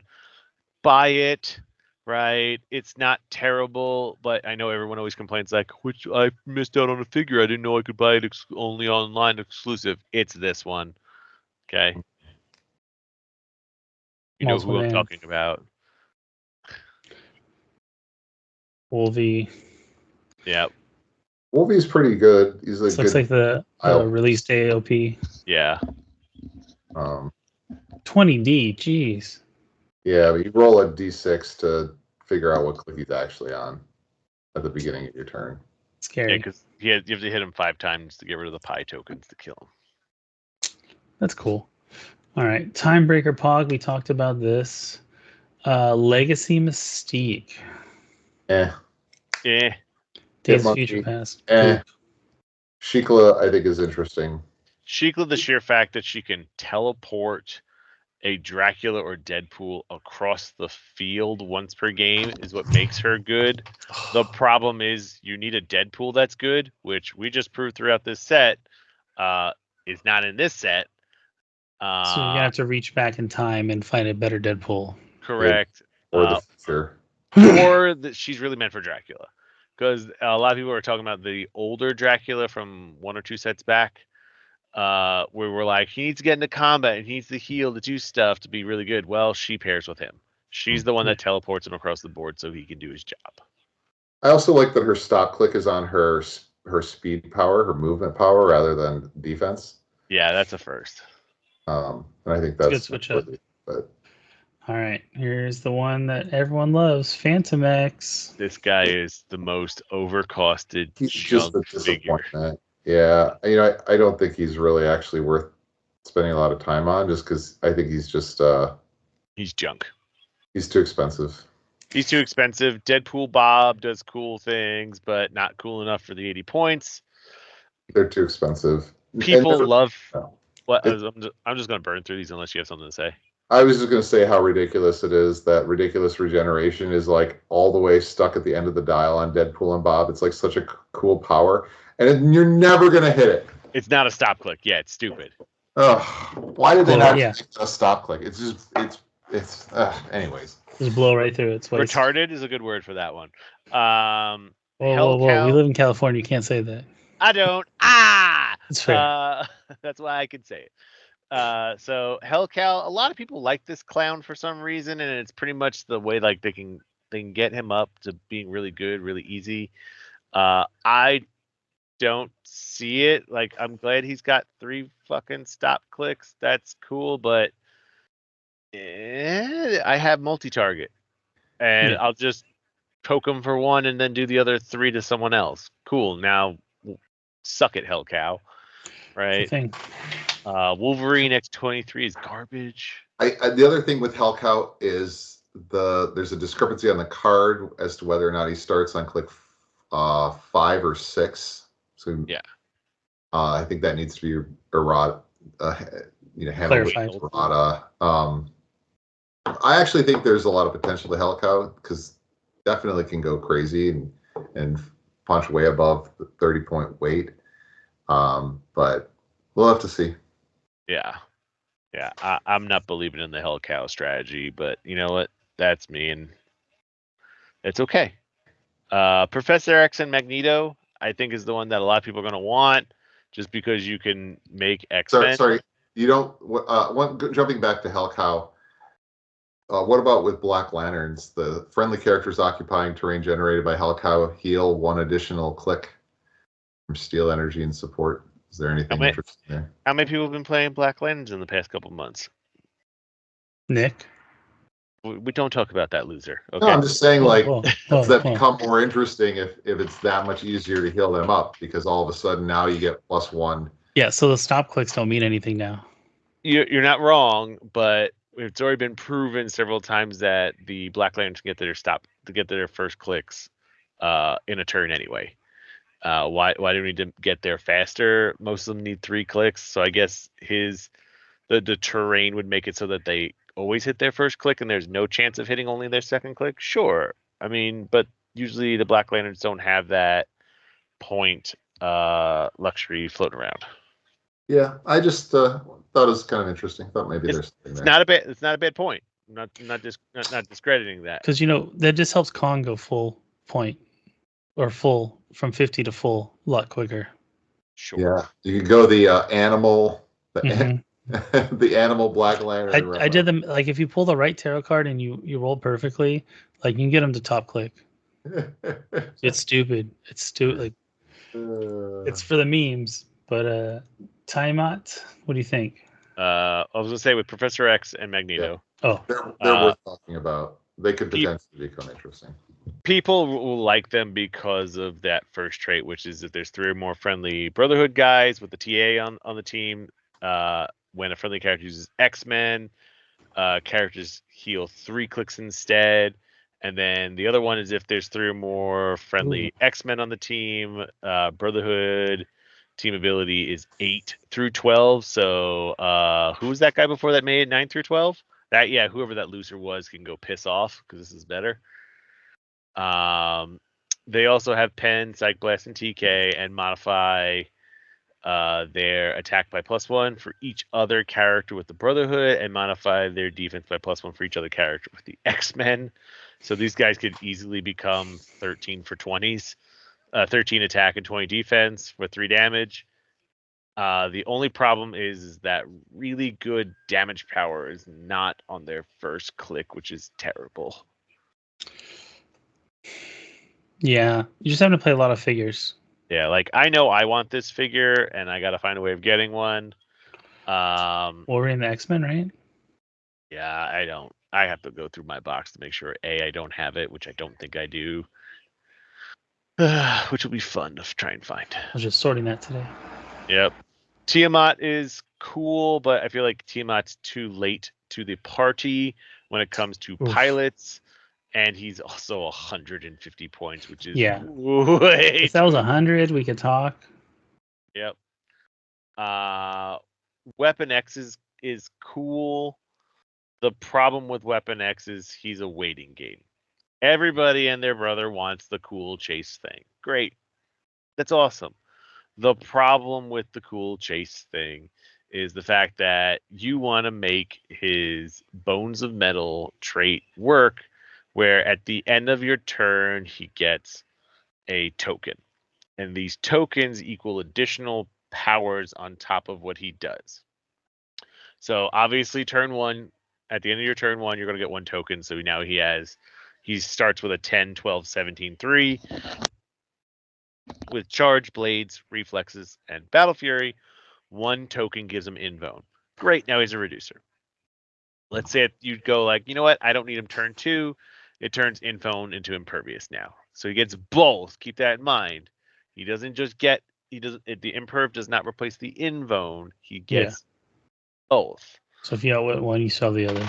Correct. The problem is you really want 3 and 4, but that means you're wasting 4 turns where he's not doing anything.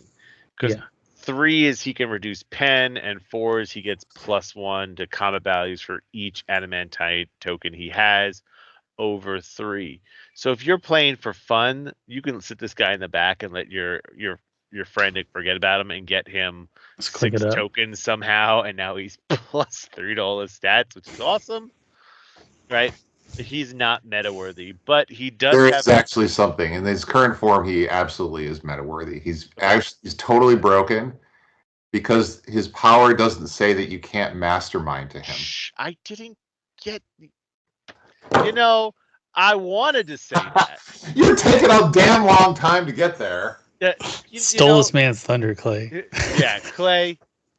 I wanted to say he wasn't meta worthy as a figure himself, but he is meta worthy as a team player because the key thing is while he's in the tank, you can't target him with certain things because he's immune, but that doesn't mean that you can't mastermind him.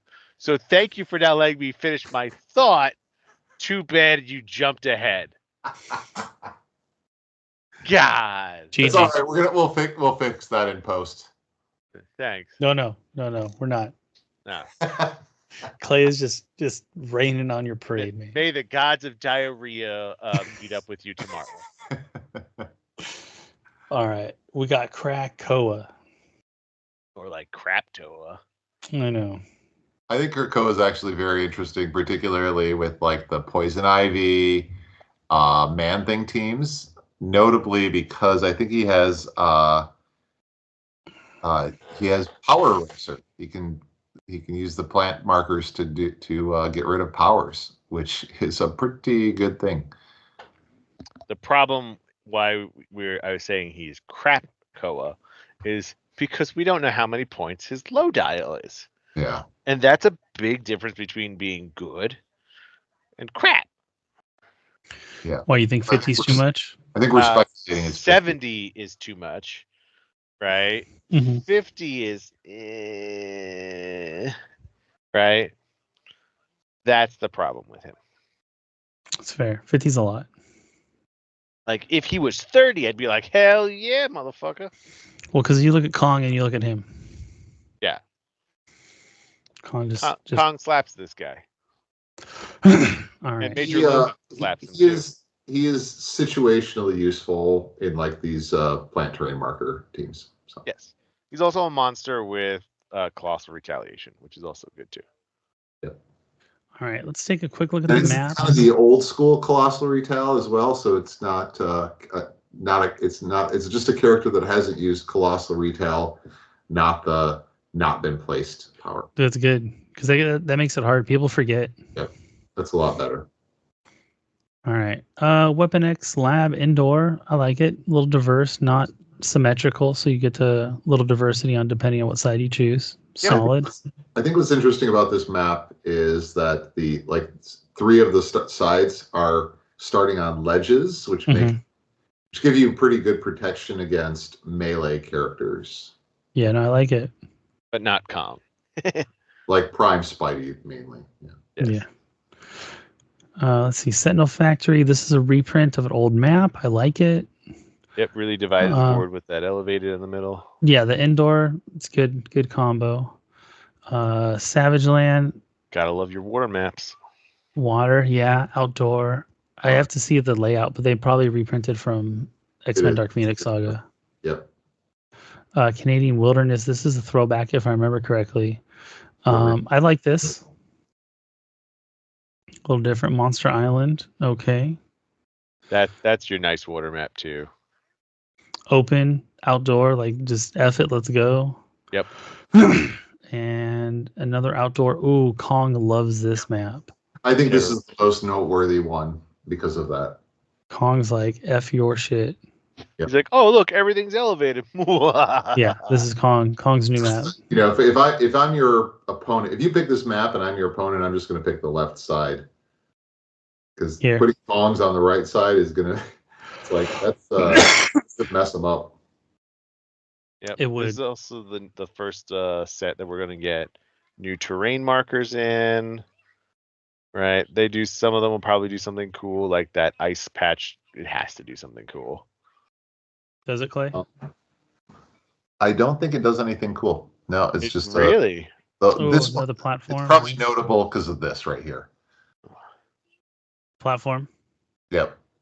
2x3. Cool. Yep. Another one of those. Okay, and then we got a butt ton of pogs that are home stretch of the pogs, friends. We're almost there. Hang on with us. Amelia Camacho, or Ellie Camacho, excuse me. Unique modifier when she's KO'd by an opposing effect. Choose a friendly character with a Deadpool corpse keyword. This game character modifies combat values +1. Too bad they all suck. Thumbelina's vanilla. Tiny character with super strength is kind of cool. One of the Mutant Liberation Front characters that sadly were only given bystanders instead of real boy figures. Charge Flurry with Empower and Super Strength is kind of cool with Forearm, but they all have 1 health. I like Forearm. 15 points.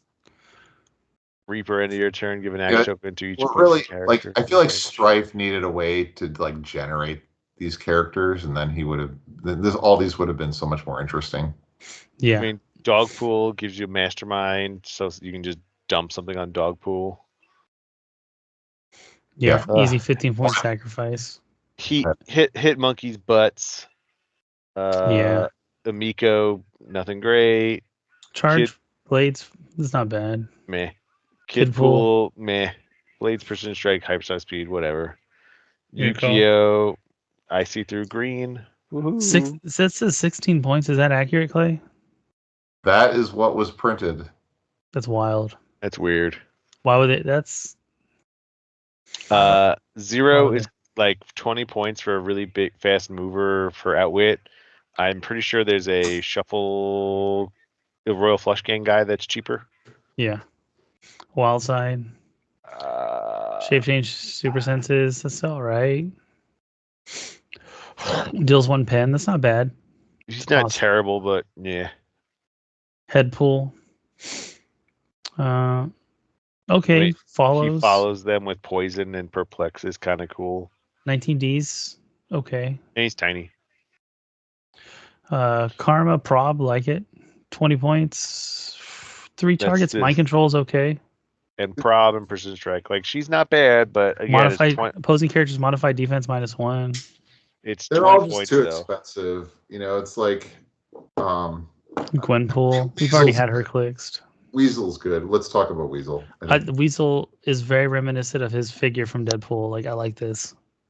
I think Weasel's probably going to be one of the more sought after ones. Adjacent 10 points. This modify attack and range by +1 with enhancement. Oh yeah, he's going to get played for sure. Like, you know what? Who he's better than? Scott Crampton. Facts. Better? Well, the fact that he is what? He gives attack, range, and damage, where Crampton only gives damage. Yeah.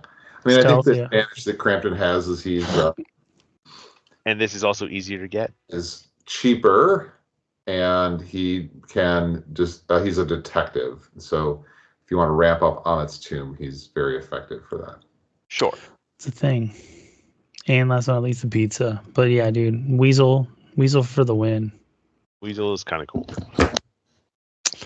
Nice, dude. That was fun. I'm excited, more so than I was when we started.